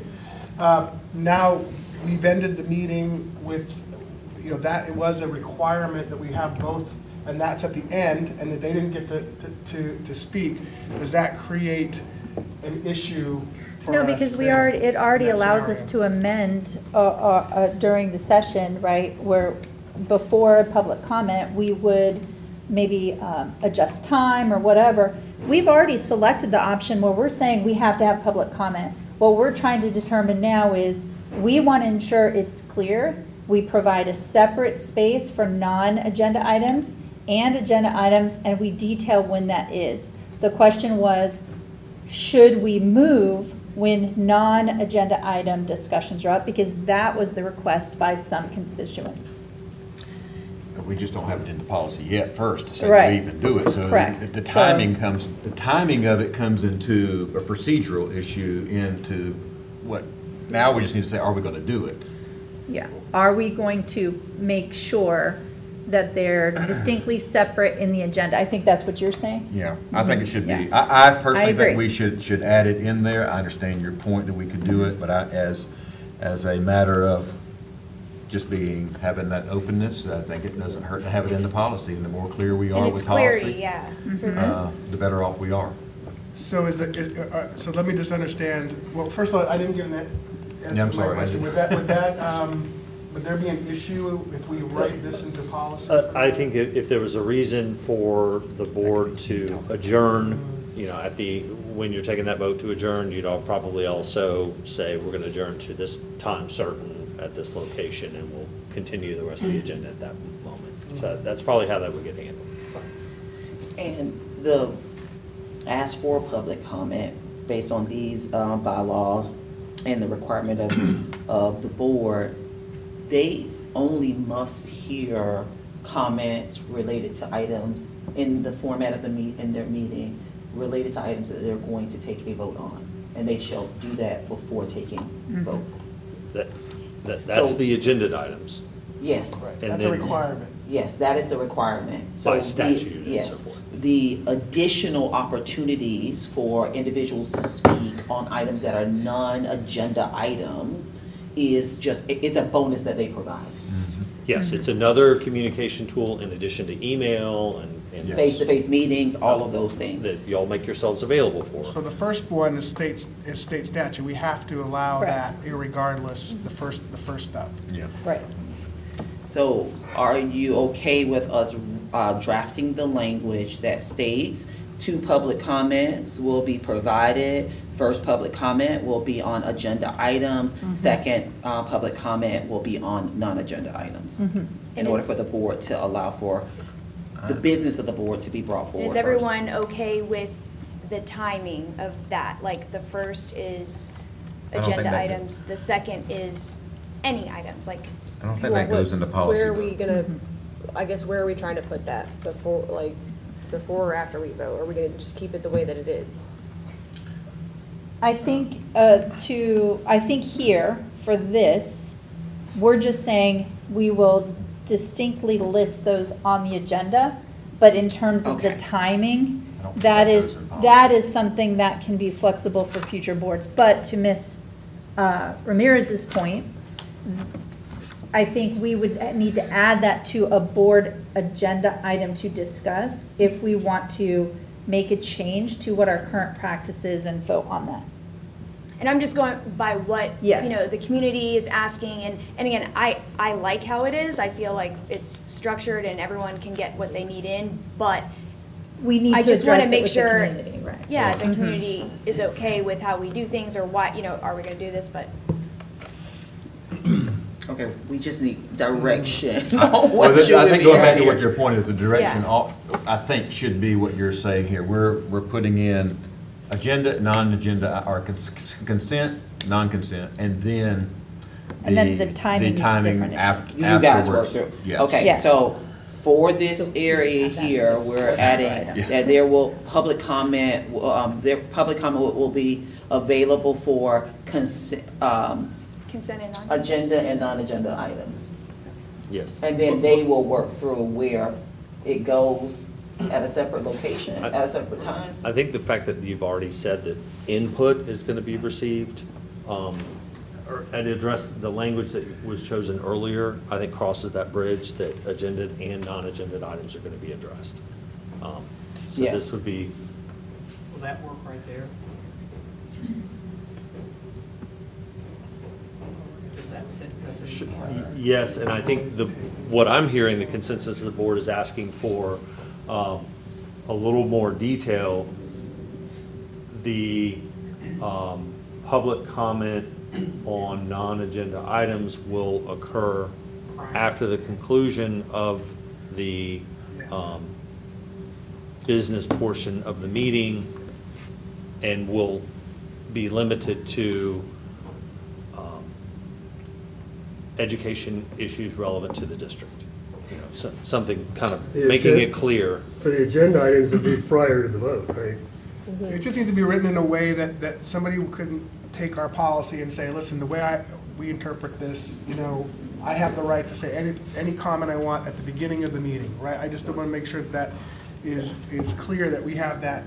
That is related to the. So that's kind of Right. going, so you're advocating to make that decision now as opposed to, let's just make it as a requirement of the agenda and then discussing and putting it on a board member thing to determine the order and let each board decide from Yeah, there. I guess that's where I'm confused. Yeah, Are we well, just? I personally don't think we need to Get that deep in the weeds. Yeah, exactly. I honestly That should be think probably all we need to decided say then. is that we are going to allow both, and the board decides what that is. Right now, we have a way of doing it, and we've adopted what many boards. And that's what I before thought, have but it sounded like you guys were actually now reverting back and talking to the timing. No, so Like, it's don't gonna be, talk about If we the time. write something, I think that's what I'm saying, if we don't write it, we can leave it as it is, but if we write something in there, we have to be more specific I about. don't think we have to. I don't think they're connected. Well, The policy versus how we actually implement the policy can be two different things. because you're saying that that's a procedural piece. Correct. That can be decided without. And honestly, I think it warrants maybe, if we feel that we're getting feedback from the community on this, I think it warrants a meeting where it's on the agenda, public can come talk and tell us their views on it, and then we make a vote, because it's something that I think people are But interested. We're you talking- wouldn't that's be what voting happens about now. procedural. But this like- isn't gonna be this isn't where, this isn't where there's been an agenda where they can come and talk about this item. We've, This is more, I'm not going to agree. I think it's probably more procedural, as mentioned earlier. I think someone who said that. It seems like that's yes, kind of. so we're saying here that there will be, the input is going to be provided for agenda and non-agenda items. Mhm. And as a board, you're saying the timing of it will be procedural, where you will make a decision about it. It does not require a vote because you're adhering to your policy by allowing people to discuss both of those items. Right. Is that what we're Yes. hearing? Yes. Okay, so we for- just need to make sure For that. example, can I just clarify, so like, say we had a meeting and there was a lot of feedback where people wanted to talk before, so before the meeting, then we would say, you know, Chair Furry, it looks like before we start our meeting, we have a lot of individuals that would like to talk on non-agenda items. Can we vote on doing that for this meeting? Is that what you're saying to do? No. Okay. So my understanding, and please correct me, Attorney Delaney, if I'm wrong, what your current selection is for members of the public shall be given a reasonable opportunity to provide input to the board. That allows for individuals to speak on agenda and non-agenda items. This portion here, the only thing that we have added is that it's gonna be 3 minutes unless you make a change, and it will happen prior to public input starting. That language allows for you as a board to make a procedural decision around how you will structure public comment for the work of this board. That's procedural. And so the procedure that you currently have is that you will receive public input for agenda items first, then non-agenda items second. If a board member wanted to have discussion about that and change that, you would have that discussion, make a decision, and it will be changed, and it doesn't have to be written in policy because it already adheres to your policy. And that Allows greater flexibility. If that accomplishes this, because this is kind of where my thought is on the policy, is that, yes, always a future board could amend policy, right? But if we are here overhauling this, and unless there's a reason to really put limitations in there, if another board in the future wants to use this policy and say, you know what, we're going to allow all the comment up front, because that's our decision, that this policy would allow them to do that. More right? flexibility without going through Exactly. this. That's what my goal is to make sure that this policy is there, is so that they could adopt this and go, oh, we can just keep moving forward. We don't have to go back and spend board time to revisit this policy just to do what we want to do, which we have the right to do, right? And that's kind of where my direction is on Yeah. this. So, I see that. whatever word it That's We're is. what just we have saying they captured. gotta do it, and then Yes. how they do Okay, it is that's two a different good, things. Captured, good capture. Thank you. okay? And then if we want to Went all force the way a around that, change, didn't put we? it on the board. Thank you, sir. Meeting to discuss. Okay. So now we're under requirements when providing public input. Complete public form with the name and identify the proposition or say proposition or matter on which they, in other words, the subject of which they're gonna speak. Do you wanna,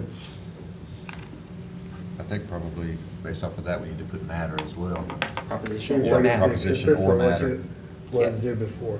Yeah, they should at least have to select, right, what is that it's an agenda item, so that it can be distinguished, right? Does it have like a drop down of the agenda, or do they just write their agenda number next to They it? write it in, and then they can write in whatever the topic Okay. is as well.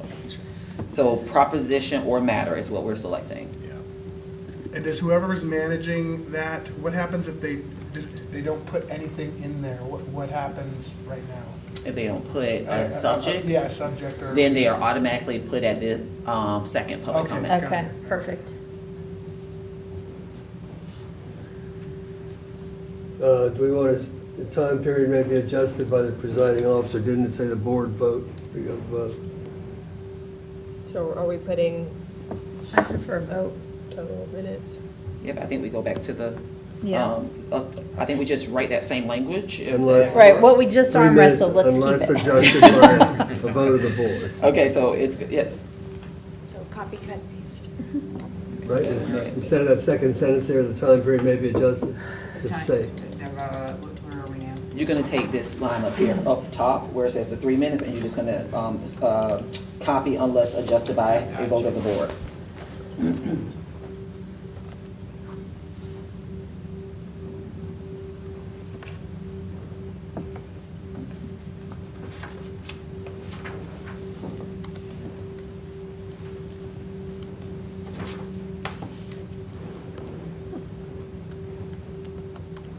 And take out adjusted by presiding officer.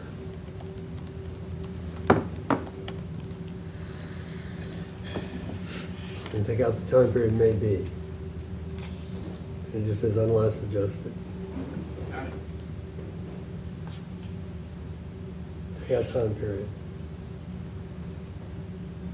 Okay, and then Make, individuals that filled out the the period input form after may or the may comma, not take out the- delegate. You said Yeah. do not, I thought, Do not not. delegate. May not. They may cannot. not delegate. No. Indeed, may not. And then,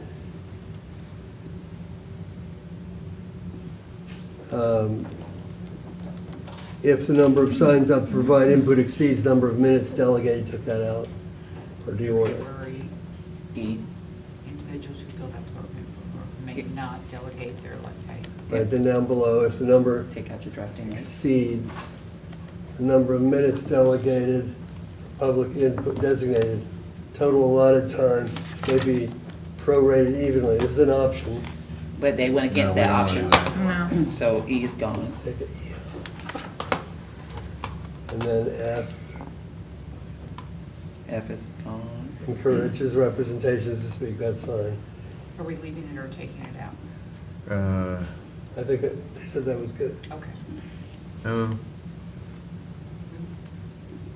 Yeah, F, right, we're leaving that. Which oh, we said- encourage it. I Yeah. mean, we can encourage it, Yeah. sure. But they all can Okay. still sign up. Yeah. May not use demonstrative aids like charts or, I don't know how I feel that, Signs. because, you know, the sign issue, but then we're, you know, limiting when somebody could have, although I imagine the time to set something up would be extensive, so, And I think you're, Yeah. you know, first thinking about just visual, but, you know, what if it's What like if it's visual something and else? audio Yeah. and. now, let's stay away from that, because then if we wanted to, let's say they bring up an issue that we want to uncover more, we can always go seek out that so you information. do want to allow demonstrative aids? or- No. No. No. So I think we want to So leave you G in. Leave that in there. And they not utilize Yes. any demonstrative aids. Correct. Yeah. Okay, additional rules. Just to go back, I want to make sure I capture D is may not. Yes. Okay. And then Additional. A is,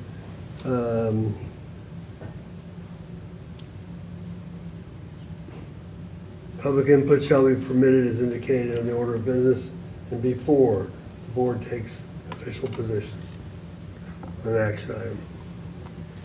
So we're Right. saying they're selecting A? I mean, that's, do you want it? That sounds Yes. logical, it seems required. Yeah. And it was must be recognized and will be requested to preface their comments by announcing their name, address, and group affiliation appropriate. Yeah. That's how you do it. And we currently only require them to say their name. Not who they're affiliated Not with. their name and address. They, We don't need all that. Oh, yeah. Well, I guess the purpose is to ensure that they're a resident and have. Maybe just there's. I don't know you could that say that there- matters. There's, yeah. I mean, I guess it doesn't matter, but could it matter? I mean, in general, no, but does it matter to an individual board member to know that this is, you know, an actual member of the community by stating their city, you know, or Yeah, where but they reside? What if it's not about a city issue? Maybe it's about something of a contract that is someone who is not from this particular county, but is doing business with the county. Well, I don't think there's any downside to them stating where they reside. The content should balance that out anyways.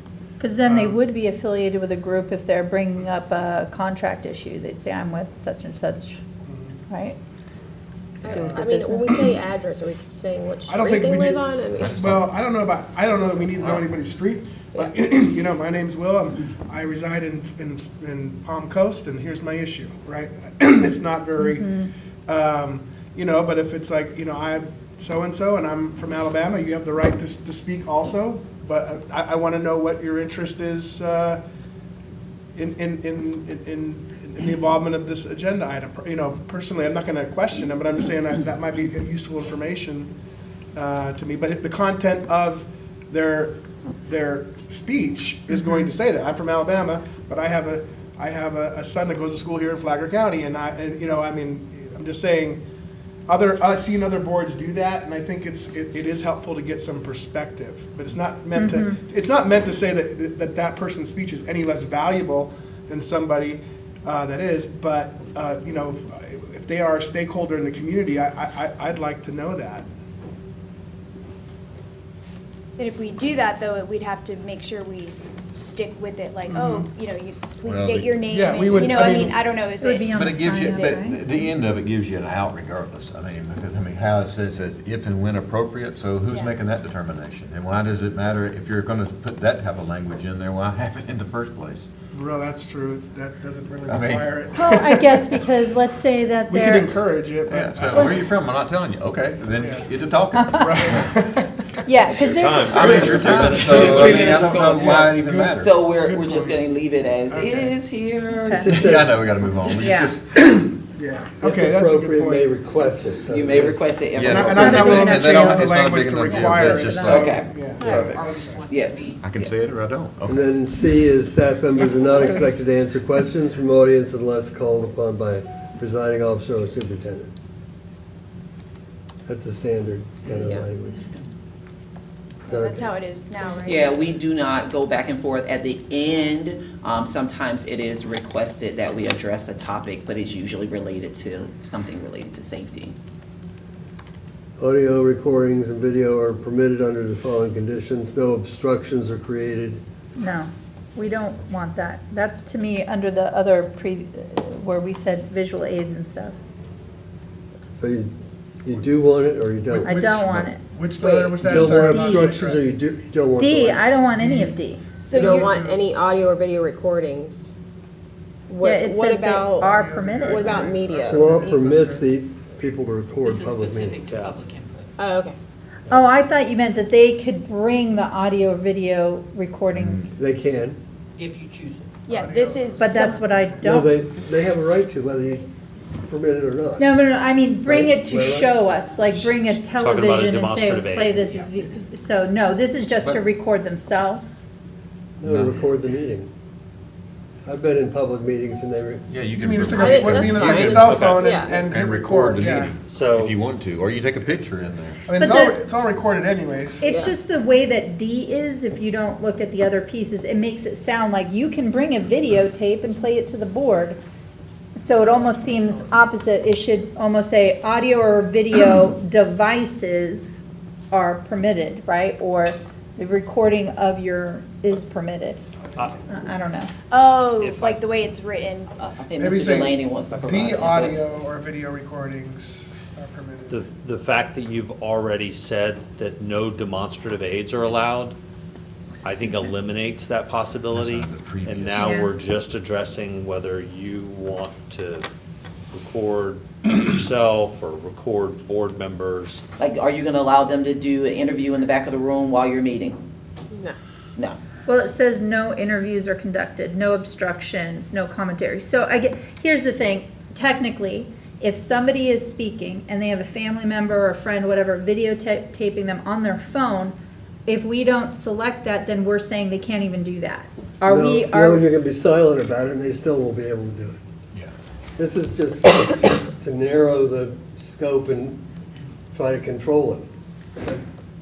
So, This yeah, means this like- is identifying during these times. So, while the board is in session, no interviews are conducted in the meeting. Right. So they're not gonna be in the back of the room doing an interview while you're in session. If you don't say this, anything about that, then what's to stop them? right?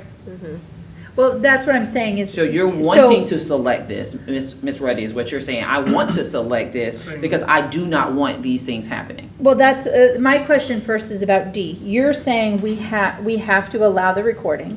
So when we select D, then we should select 1, 2, and 3. Yeah. Yes, I agree. Okay. Are you okay with that, Mr. Lynn? Yes. Yeah, because otherwise it could get out of control and be Like interrupt- during a could be meeting, yeah. trouble. And then the presiding officer may stop, interrupt, or warn an individual in statements or Yes. seen. So this is, I want to clarify, so with the ruling, you can stop someone from saying anything, or you can't, because I thought, well, the training, you were talking about, they can say whatever they want, freedom of speech, you should just sit there and just let them say it. I'm just wondering, like, But this language is talking about vulgar, someone abusive. threatening to harm someone. That's why you should have So- all of Or those. Obscene, a true threatening. threat. I think her question is probably the repetitive piece. Well, Is that true, Ms. Ramirez? We can take repetitive out if you yeah. want to be a pure speech. Sure, I think if I would interpret repetitive, if somebody is hammering one single point over and over and Yeah. over at you during their 3 minutes. Yeah. You can say, I You understand your can, message, then. is there anything else that Okay. you want to tell us? And if not, we're gonna move along to the next speaker. I don't think that comes up very frequently. Ms. Ramirez, to your point, it is not a free-for-all on speech. People cannot say whatever they want. We do need to always have as our North Star, we're gonna be viewpoint neutral. We're gonna accept criticism and praise in equal measure, however it comes in. But this is beyond just criticism. This is, crude, abusive, obscene, vulgar, pornographic, and the chair has to be empowered to have a line to cut that off. Yeah. I think I was interpreted the repetitiveness as, the additional individuals having the same message as the one before, right? Where then the chairman, This is person I can. think this is each individual person. Okay. It's an A statement Got you. and repetitive. I think that means. Thank you. pointing out. Thank And then, definition of obscene and.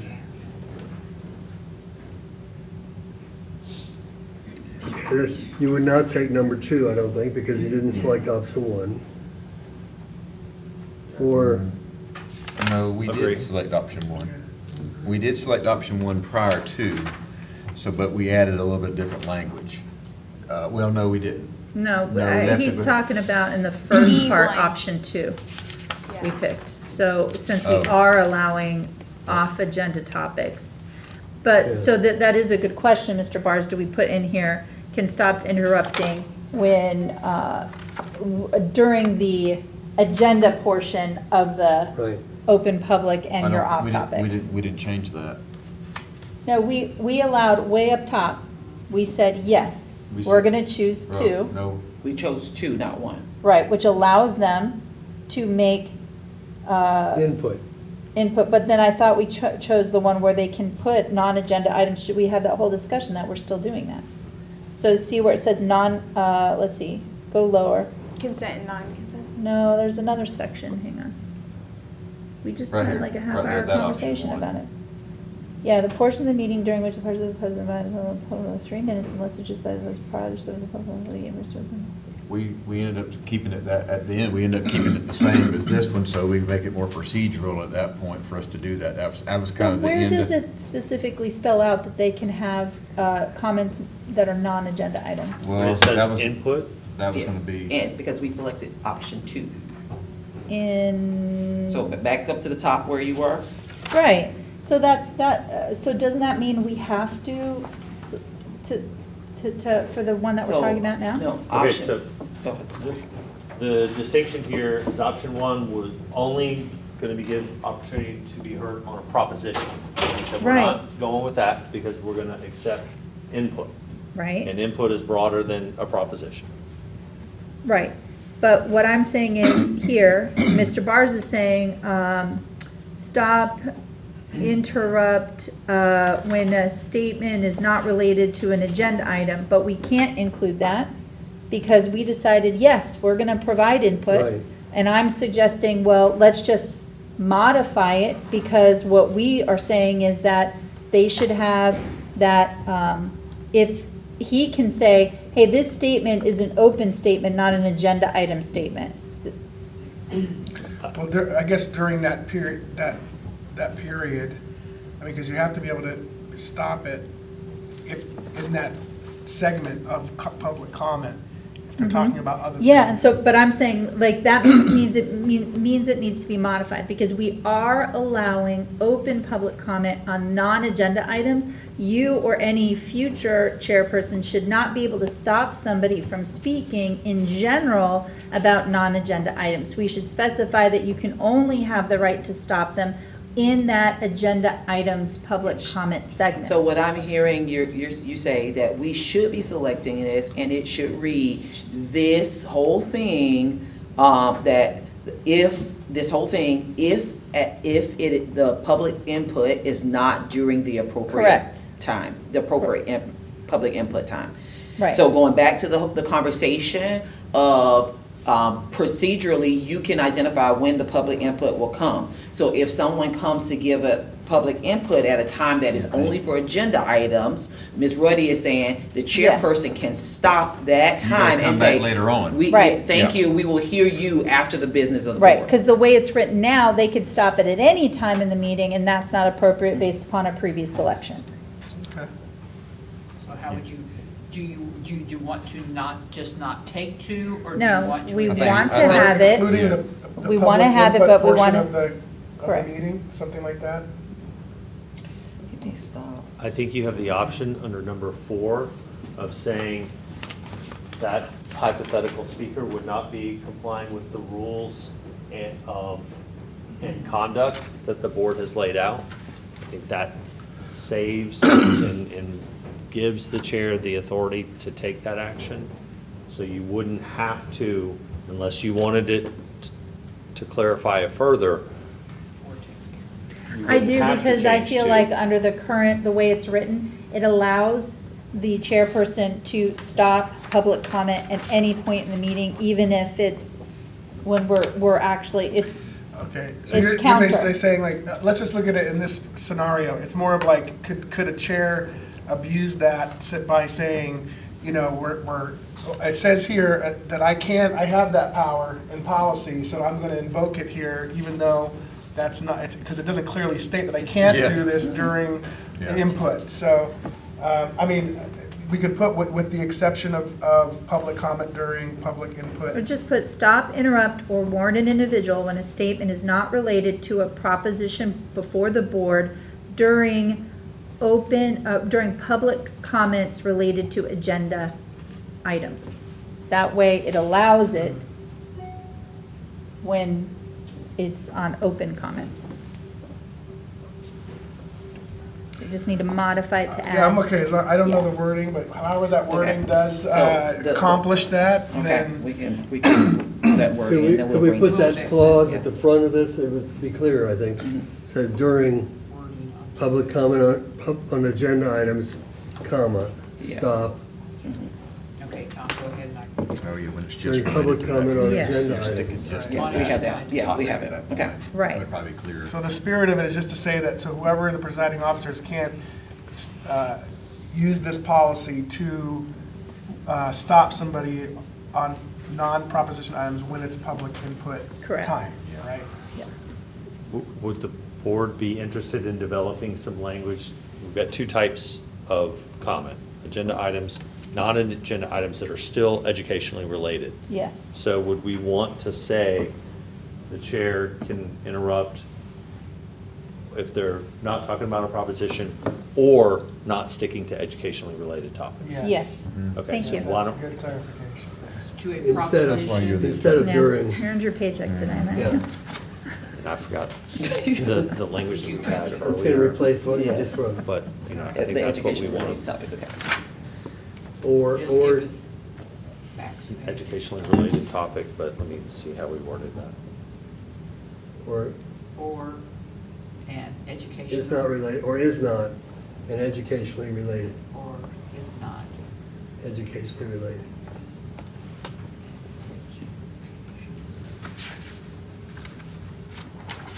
Topic. Yeah, that's better, I think. Is that how you want it, Superintendent? Just say educationally related, I mean. Yeah, I would take out "and," yeah. It's not educationally related, and then take out "and" in topic. And topic. Got it.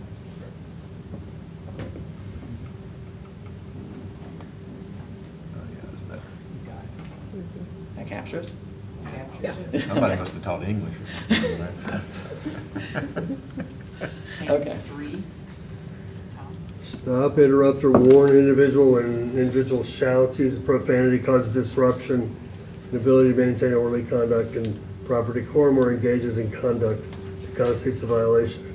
87713, which I don't know what that statute is. Really. See That's if I can it's find it. like some assembly or something like that, unlawful assembly Yeah. or something.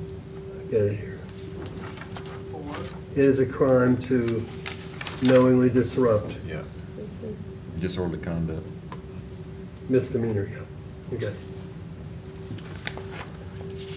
So you do want 3? Yes, And 4? yes. Yes? Request to stop speaking and leave and fail to adhere, yeah. Call for recess or adjournment to other time when lack of public so interferes, That yeah. gives you an out. Okay. Yeah, I think 5 is good. All right. Kind of all inclusive. Well, we've had enough of this. Push for that. Next one is duties, 0170. That's the board's duties, I guess. That's pretty cut. Yeah. That's good. Yes, sir. Okay. Inclusive.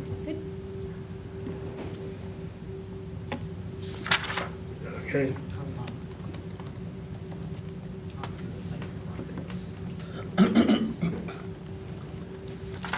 Is duties okay? You want to add something? No, I think it's fine.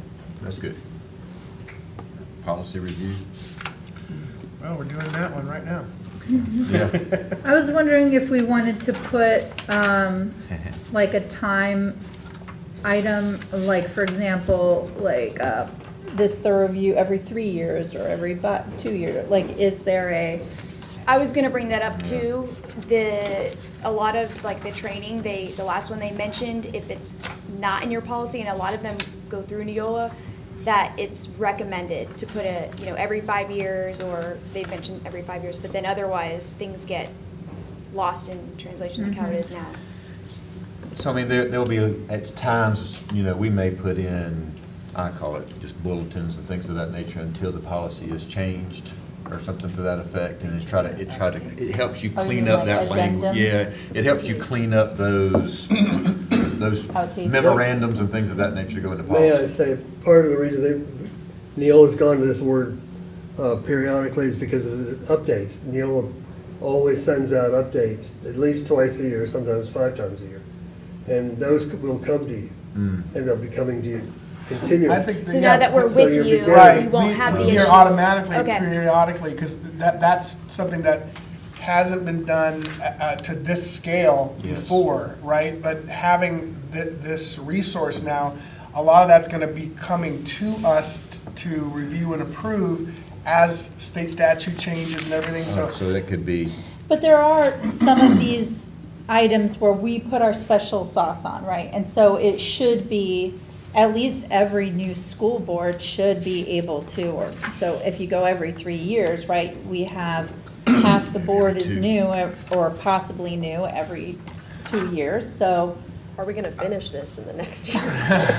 Well, I mean, this is, July. yeah, Right. this is quite but what we're saying is the work in the future to do a review like this would be less.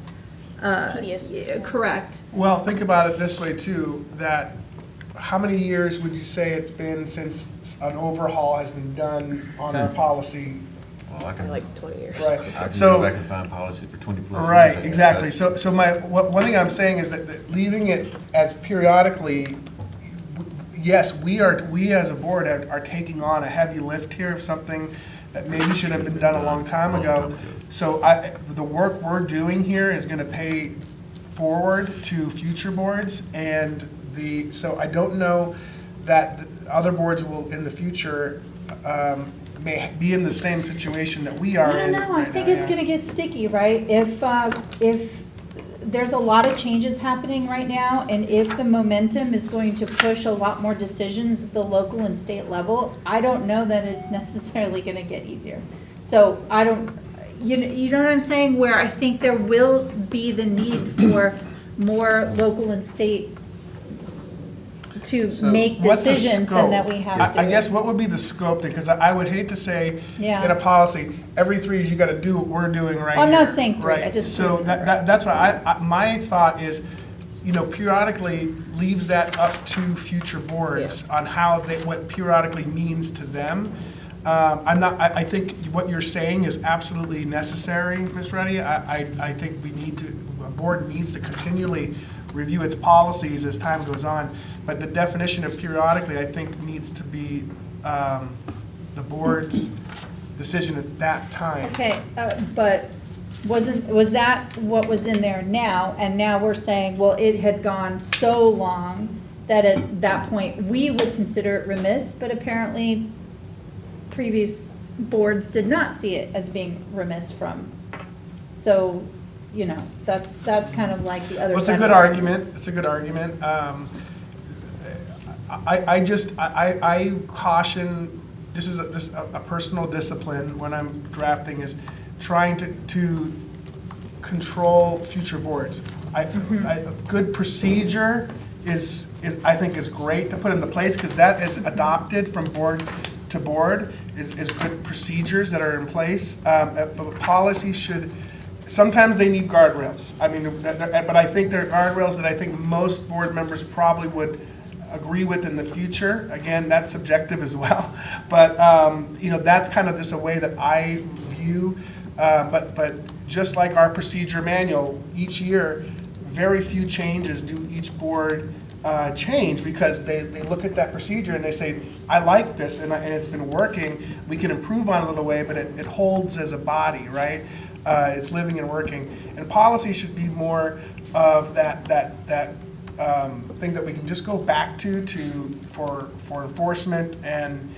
But there is no enforcement if you use the word period. Well, here's a. Well, I know certain things don't, I say certain things need enforcement, some should be discretionary to the board, I agree. But I don't know that there's a consequence other than putting a task on a future board that may or may not be necessary. Because of the work we're doing right now and the relationship with NEOLA, this may not be an issue in the future. It could still be, right? But again, now that we've adopted this, I think the periodic review satisfies that for future Yeah, boards. if you say 5 years, they can still decide they're not gonna do it, so Right. it doesn't matter what we Yeah, say. or that maybe the need is in 3 years. Maybe that, because we don't know what that assessment is at the moment, but we are doing something here that is gonna be so beneficial to this district right now and the future. And my hope is that future boards will stay in pace with this. I think that we just didn't have the resources, if we're honest, to truly do what we were doing without hiring outside help. And I applaud the board for bringing in NEOLA, because I think now that we're going through this process, we can see how challenging and how much time this takes. So that's where I'm saying is that I don't know that we have the foresight to put a timeline on that yet. If I had a clear understanding, if it was a state statute or there was a clear reason, but now we're going to be being fed these updates. We're not going to have to go seek them or do them on our own. That is the part of what we're paying for to NEOLA, and that's going to hopefully help fill that with and not let us get in this position ever again, right? Let me go back to your So- question then. Go ahead, I think I cut you off. Oh, I was just gonna ask, so with the updates, so I'm just thinking from other districts that I spoke with, many are now using NEOLA and some still aren't, and I'm really glad that we are, just from the feedback. When updates occur, will you guys allow us, like you would send it to the school board members? Because I was hearing that some districts weren't getting the information, so I think that was the challenge. So I think as long as we know school board members, like future board members, are getting that information, because then, you know, we have a great team here, but, you know, if someone doesn't have a great team, they're not able to like discuss what are the updates, how come we can't change it, why can't we change it, you know, from NEOLA's perspective. So Yeah, NEOLA sends it out and it gives an explanation for each change. who gets it though? Does it go to the Goes to school the board members? superintendent first, Okay, and then the superintendent sends it to the board members. so maybe if Let me there's. let me give a yeah, little more okay. detail in the weeds. What will happen is, these are like, they will become your policies, your bylaws. And when an update comes out, we send the information to the staff, and they'll take your policy, they get a draft copy of the current policy and a template, our recommendations for change. They put them in there, and then these are your policies. They have to come to us. come They have to to the come to board. us. When you get this, when it comes to the board, you will also get the cover sheet that says, well, why are we looking at 169 again? It will tell you why, and it will show the changes At that point, you can say, yes, we want those, or we don't want those. So you get all of that information after the staff, just like the staff's working on administration right now, and they're gonna bring it to you, you're gonna review it, and then you're gonna give them permission to advertise. That whole process continues, but we can't give you the template, they're not your policies. Once they become your policies, we show you every change and the why for each one of them. And so that's a good point. So long-term, will we actually be able to see, because you're keeping track of each change that we end up making for each one of our policies that we have from the beginning all the way up to current, correct? We have archives, That's we what I'm keep saying. everything. I think that's, But there's a lot in here that was, the board had to choose, right? We made choices. And so, based upon current issues, situations, I think it does warrant a combing through of the multiple choice options, whether or not those policies have changed. Well, That's from- my opinion. okay, I don't know fair if it's outnumbered, Well, then I understand that. As was just explained, is that as policies do update, they're all gonna filter back to the board. Nothing's gonna go straight from NEOLA into our policy book. They gotta go through here, they gotta be voted in by us ultimately. So there is no case, even though somebody may have said that at the meeting, there's no possible way that could happen. So that's the safeguard here, is that we have to vote in every single policy. That's our primary reason for existence, is to bring the policy and oversight. So that, I'm not concerned about that. Revisiting the bullet points, I mean, that's because right now we are constructing a whole book of policy almost from scratch. So, you know, the bullet point items and everything like that, if somebody had read a policy and was wanted to change it or challenge it because they didn't like it, any individual board member can do that at any given time. But I think that's a very rare occurrence, because these policies are not so narrow. They're pretty broad, and they seem to be adopted and accepted across majority of the counties that use NEOLA. So that the reality of that happening, I don't think we should be setting a timeline for future boards on how they're going to govern themselves. They're mandated by statute to review policy. That's our primary existence and our primary role.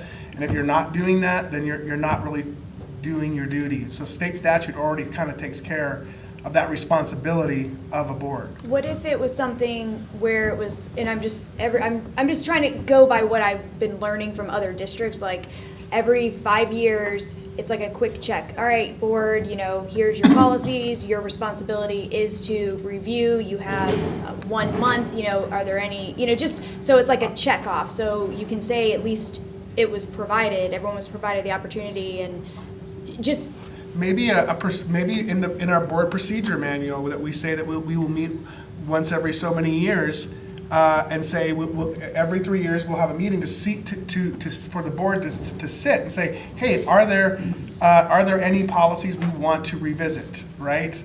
Because as far as updating is concerned, NEOLA is going to be taking care of that in real time.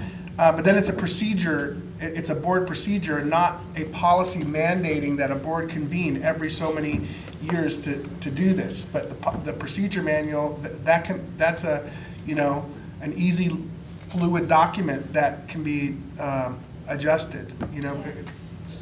I think I'll just have to, check. It's just, back with notes we're and stuff. I dictating just to wanna- future boards how they must approach policy review, right? Okay. So so you clearly are saying leave it as is.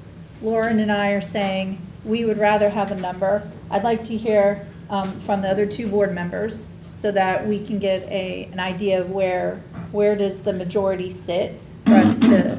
Because I'm just going by what the make a training conclusion I on was this. just at, it was a big, like a lot of people were talking about it, so I just want to make sure we don't miss anything. And again, I can definitely reach back out to the, you know, the people that were running the meeting No, and just it's a good and go point. over my Yeah, notes. Let's state see statute says we what must other do folks this, say but and- the frequency is not, Right. is not it's laid out in state statute, but that's I mean, that's why we exist. I mean, like when we show up, that's the first thing that we're doing is policy, right? So I mean, I'm just saying Well, that. it's our lane. Right. And so if our lane is for policy, and I kind of go back to your point, I know you're going to do it periodic. I had a quick question for you on, for that time frame. We always do updates when updates occur. We know that they occur. Where I think we do not update policies is when they become the mundane, everyday things that really are not, organizational, all the stuff that's in here of like this, or this. And then you can end up looking at a policy, the last time that it was ever looked at or ever changed was 20 years ago. And that's where I think they're going with this. And I'm more just because our policy is you set a time that you must go through your policy X amount of time. Yes, you're getting these updates. Well, I can skim through that. I've already done Yeah. it. Well, let me go through all the ones that were not. Yeah. And just say, yep, that's still the same. Yes, that's not the same, and go forward. Right. And I guess my question is, as you mentioned it, sir, is you do this like a couple of times a year. Does that include the entire policy manual, or does that just topics as they arise? I would say the it's changes. just topics as they arise through new laws, new decisions from the court, like the bylaw and public Right. participation. Anything else that's come up in best practices or what suggestions from other districts and stuff like that. I mean, it can be other reasons Right. than required, but yeah. Ours It's are not every, by law Chair. change, By law best change, practice. not, yeah. So Delaney would like to add Go ahead, something. sir. but- Just some perspective, if that's okay. I know that some large districts have I believe it's a 3-year rolling process where they make sure that every single policy is touched. Now, but that's done more on the staff side. That's more a superintendent directive to staff. Excuse me, we're still in the bylaws. That's very heavily involving the board. There are going to be policies that we get to that are much more administrative and do deal with the day-to-day work of the superintendent.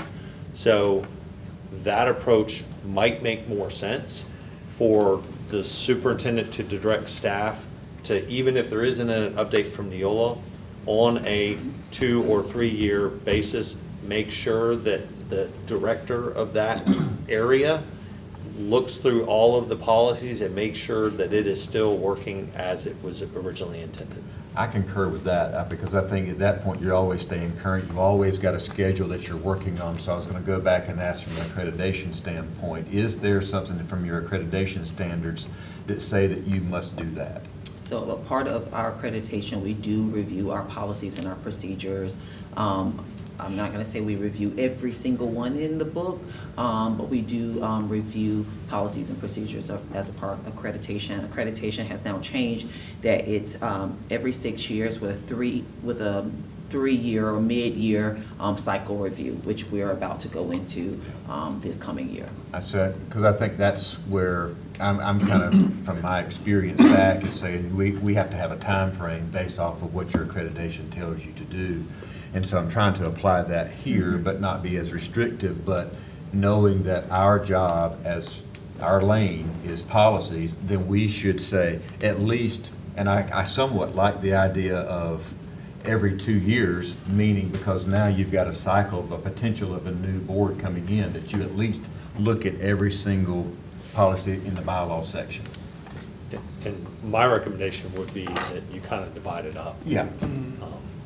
Yeah, I just don't want to, exactly, that's the scope. The scope is what I'm concerned about, because I would not want a board to have to necessarily do what we're doing right now, but if unnecessarily, right? But I think too, like a school board member, it's a part-time role. Like you're dedicated, you should be dedicated 20 hours a week, and this should be part of your job. And I think it's not unheard of, and I don't care how many years, but I think this is important, because if we are policy-driven, your role is 20 hours a week, essentially, somehow, in any shape or form, like divide the policies up.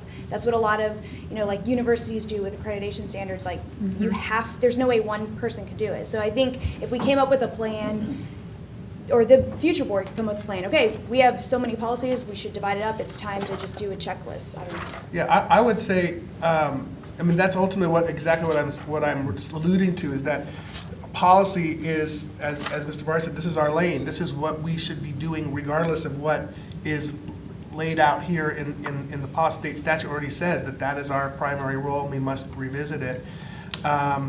You know, and what I would be open to is to put forward an administrative policy review of the district's efforts, right? Because that's really where that is going to come into play, is a lot of it in the administrative policy. So have the superintendent account for how they're reviewing their internal policies every so many years. I think like a check or an oversight, I'd be good with something like that, because that's as it was said, staff is doing this all the time. So our role is to see, hey, is this happening, and also that would provoke thought and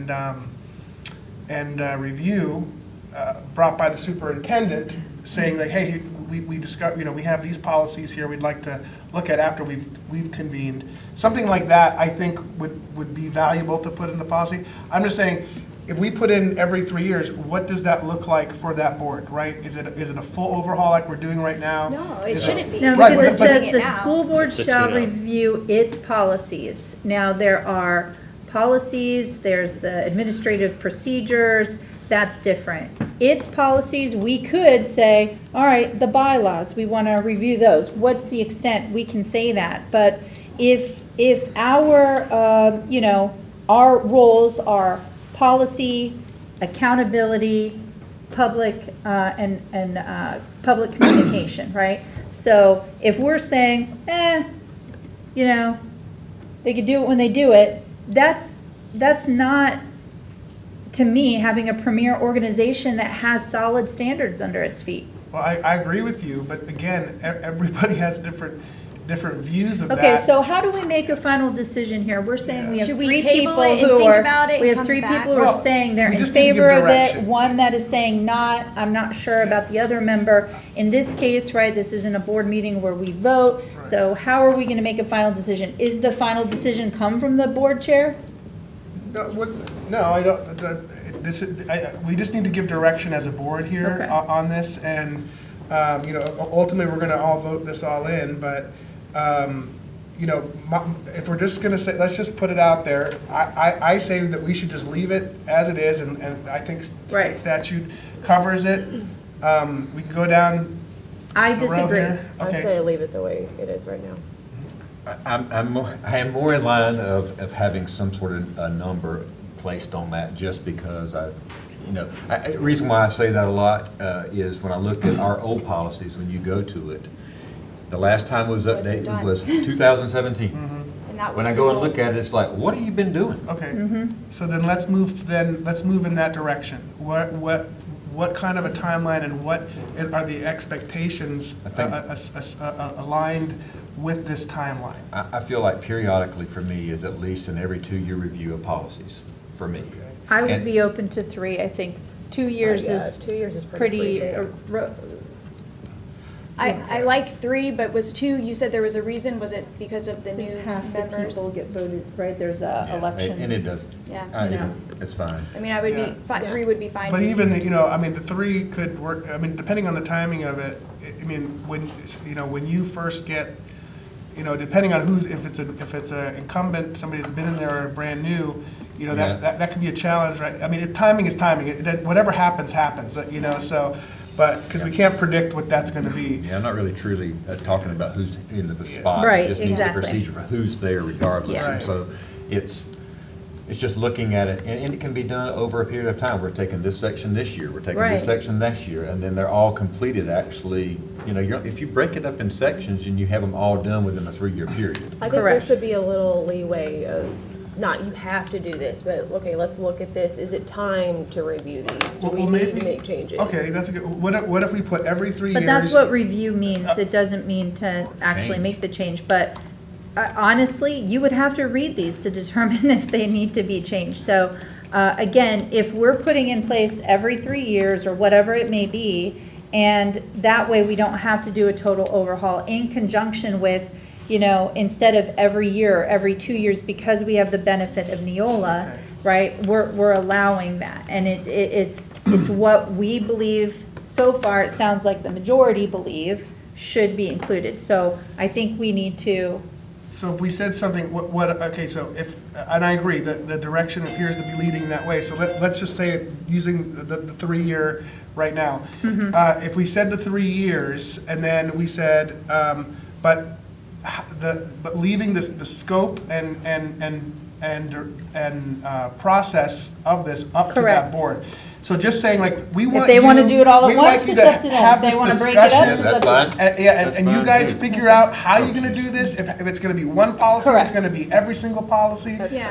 I think that gives, at least it brings Oh, an yeah, I agree with awareness that. to it, to say, hey, Yeah. we wanna, we need to stop and actually make this an agenda item and talk about it. And I like that only because, new board member coming here, and then I'm glad we have NEOLA, but like, a lot of these policies, I know a lot of you probably were blown away of like what they say. Even now, I'm like, it's unbelievable. So this will keep us on track and just keep us going forward, right? But, and it's like, you're doing what you're You supposed can to be make doing. better decisions when there's smaller number of changes. I could say, I could agree with every 3 years, so long as the scope and how that is done is left up to the future board. Oh, that's fine. Yeah. Yep. I concur with that. So, from the standpoint of tracking this, are we looking to add to the policy, like under legal, like like a review date? Because. Neola can put that in the Yeah, policies, so- yes. Oh, We would be They just can adding add- a review date that they Yeah. would add that to. They can add that. Yes, 3 years from now, who knows who'll be sitting to the table and know that But they're supposed to. You gotta review yes. all these, and it keeps it, when you push it out for the public to look at, you don't look like the last time you looked at it was Yes. 15 years ago. Yes, Or because whatever. to the point, one of the policy, I think is like adjourn, right? When you look at the date, that was written 2009, but it doesn't mean that it was not reviewed since then. Exactly. So your There one needs to will be a add the review. say, last reviewed or Yeah. last, Okay. whatever, how you wanna say that, should be on every single you- policy, Yeah. should have that the last time it was revisited. Yeah. We'll figure it out. We can't get that in there. Yeah, but if they decide to review their policy, that's not part of what we wouldn't, if there's not a state statute or something. It would, no, that's fine. They would So how, inform Neola, and Neola will put on the bottom of the policy that it was reviewed. yeah, but- they had to turn in a disposition sheet. Yeah. Brevard That's a District does that. Okay. So let's put a procedure in place for that, for staff to communicate that to Neola then. If we and it seems so. it's been helping other districts for like, so I think this will be good. Okay, good, I think that's a good, I'm pretty sure Brevard does it. oh, yeah, here, so. All right. Jennifer, we're coming. Coming in for a landing? Power block. Yeah, sure. Just Can we All right. take right a on me. I think we're 5 almost- reset? yeah, I Oh, think we're almost done? done. Okay. Well, I can't Or- say The next that. 4 policies are Okay. just about sort of the same thing. They may say periodically, so we can, Maybe the 3, and then the ethics, of course, is annually, so that is appropriate. Now, the educational resources, isn't that, maybe I'm conflating that with the state mandates certain adoption cycles For, for educational adopted, resources, yeah. because it says 017.1. I mean, that's already taken care of by the state, so I don't think we need to put a timeline on that, because, right? Or am I missing, are there other educational resources this is referencing to besides the adopted curriculum?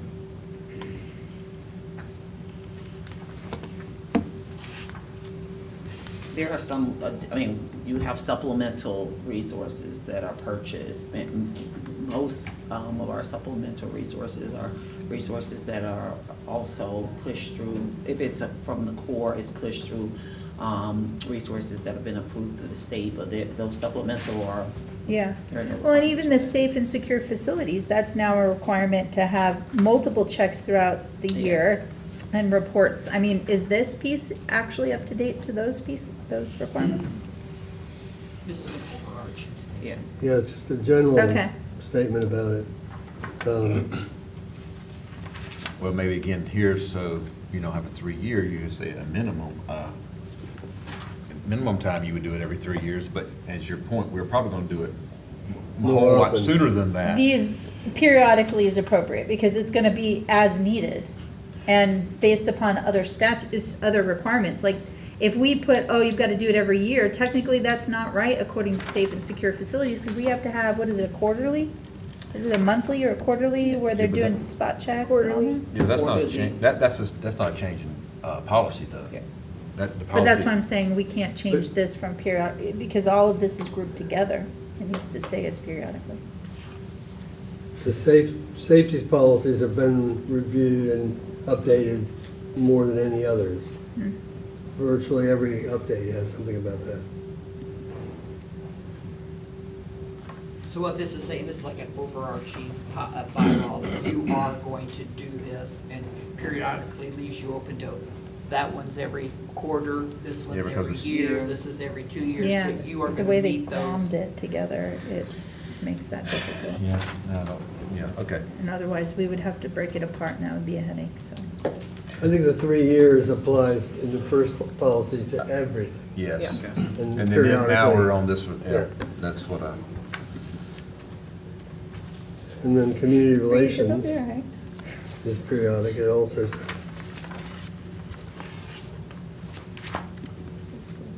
And- Philosophy of education.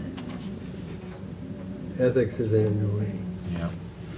And then, here's a fun one. 172 is visitation of schools by school board members. Let me just, are we gonna address, is 171.2 good?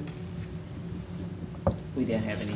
I didn't have discussion anything on changes. that. We're at the I'll same. fix it later, I just. Yes, ma'am. It's fine. 71.3, Yeah, we didn't have anything. I'll fix it later. Ethics, That's Oh, year. four? Yes, Yeah. ma'am.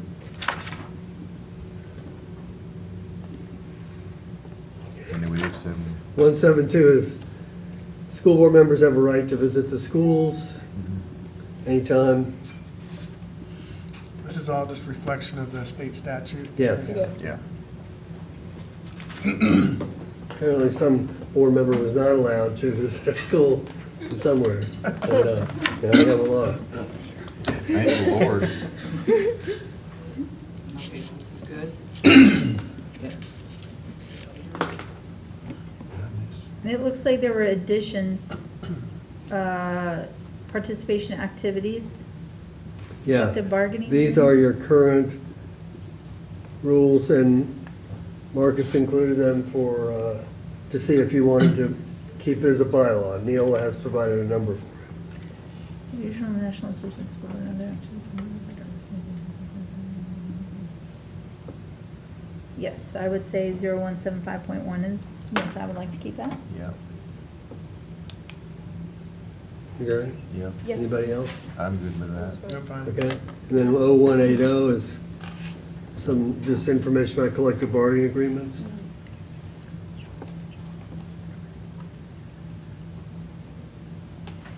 No, are these only, these are just our internal policies? Are Yeah, these? These were not, Okay. they were not, Neola did not have this addressed in this I see. area, so we Right. added these two.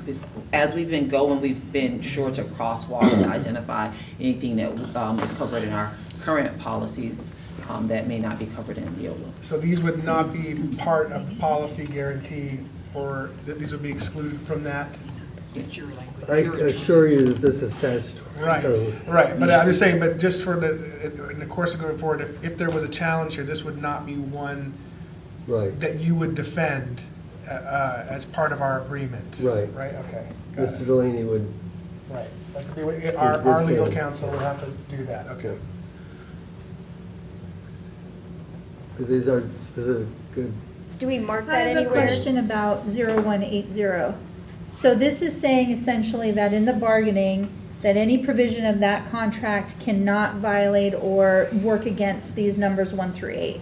One of them, number 2, is implementing interventions and strategies to address student performance and attendance. So student performance, strategies, intervention, part of that is training the staff on being able to implement those strategies. And the way I see it, the collective bargaining agreement does severely restrict the time to be able to provide that. So I feel that's at odds with each other on number 2. So this is what the current language is, and then you as a board have the opportunity to make any adjustments that you would want, but this is what it currently stands as. Adjustments to this or the collective bargain? I know that's This whole separate. thing. Yes. Yeah. This one. But it has this has not been part of the policy before. Is No, what you're saying? yes, this is the current policy. Okay, so, but, It's not under NEOLA, so it, Yes. yeah. but do you feel that the previous, the current contract has been preventing that number 2 item effectively? I think that answer can go many different ways.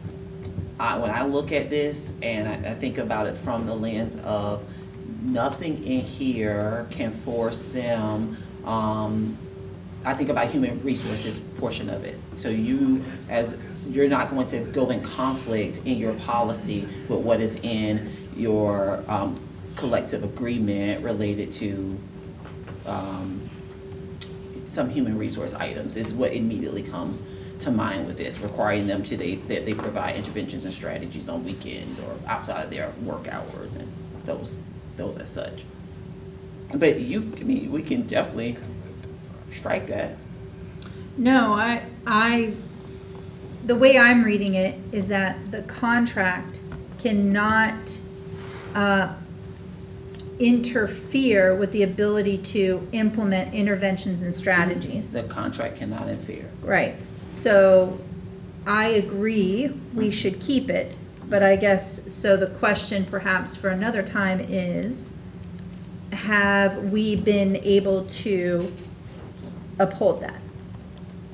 Yes. And Okay. so I guess to answer your question, here, this is what the language is here. If there are areas in the contract that you as a board member believe is prohibiting us from being able to do this, then you would bring forward that language to our Right. negotiators, and then they would negotiate and bargain specifically around that language, is how we would address that topic. Ratified, this one affects the collective bargaining I member. believe all these come from the statute. Yes, yeah. School board shall be. What's the reference on this one? I don't see it. We'll make sure to put it in. Okay, so I don't know that one. There were some others up front. So it's at saying top if the we school went board past by. accepts the bargaining agreement, then they, essentially this segment would be considered to be amended because of the acceptance of that collective bargaining So agreement. if you accept something in that collective bargaining that goes against what you Yes. have here. Okay, I see. Okay. Gotcha. Sorry. But we will ensure that you took it to reference. I'm Yeah, not we'll sure want that some we'll- notes on that. Okay. I've got notes, I'll go address it. And Okay. that's it. So before we wrap this portion up, so going forward, the board will be notified of the policies that we will be reviewing, the sections that we will be reviewing. You will be given that notice. It'll also be listed on our agenda items. And so the time this way will not be how we will spend the course of the remaining work. You as a board can decide that, yes, we need to continue to review them in a separate special meeting, but going forward, these meetings will be, the updated policies will be brought forward to you at your normal meetings. Okay. We will not be giving them all to you at one time. Okay. But we will not give them all to you at one time, but we will chunk out different sections. And so Marcus, which sections are coming up first? Doing the 1s, 3s, and 4s. And so ones would be first, would be administrative, and so we will chunk those out for you over the next couple, So the months. district staff will Yes. go through them and then bring them to us? we will bring a recommendation to you. And the recommendation that we bring, we will have already worked with NEOLA on that recommendation. And so we'll bring a recommendation, but these are your policies, so you can always make adjustments to whatever recommendations we bring before you. And when you say yeah. 1s, 3s, and 4s, you're referencing the The NEOLA book, numbers or yes. the old The numbers? 1,000 administrative Okay, thank you. hours, 3,000. Just So- to add a little more clarification, the first time they bring forward, they'll bring the 1s, 3s, and 4s, 1,000s, 3,000s, 4,000 section together because they're almost the same policies. Yeah. We keep them by section, so administrators look at 1, teachers, instructional look at 3, support look at Right. 4. But so But you they're don't all want to working change together. 1 and 1,000 unless you change them in 3 and 4 too, so that's why that's your largest group you're gonna look at. Got it. Thank you for that, yeah. So we'll be able to see them just like we can on board docs? Absolutely. And review them first. My only other ask would be, I feel like there's some policies that we have in our old policies that I have not seen yet in here, so just, We will be you're bringing looking those at, okay. forward as appropriate as well. So by the end, we will have a chart of, we'll have all of our NEOLA policies that you've adopted, and then we will have an additional, you'll be able to reference, here are the policies that were Flagler policies that were not NEOLA, and then you will adopt those as appropriate to continue them or discontinue them. We just add a specific number to them, so we can watch them, and, but then that your attorney warrants them, and the staff will keep them up to date. And then for the 1s, 3s, and 4s, as staff's been working on now, if we go in and click on drafts, so are they working on it in here as it's like a live Yes, document? you will so we see can what kinda- we've already worked on. So if we have questions ahead, like, so instead of, try to Yes. catch it beforehand. Yes, okay. you can go on and look at the edits that we've already made to 1s, 3s, And and that's 4s. the policy project revised, right? Under drafts? Yes. Yes. Okay. When you see them, when the superintendent brings them to you for a workshop, they will have been cleaned. You're not going to see strikeouts and everything. And, because they're a template, they're not here. But once you all vote on that, because that's when we must bring your copy to you with strikeouts. Good. All right. Thank you. There's Yes, thank you. no other comments, then, and thank you very much for Absolutely. all the Thank you very efforts much. today. Thank you. And we will now adjourn. Thank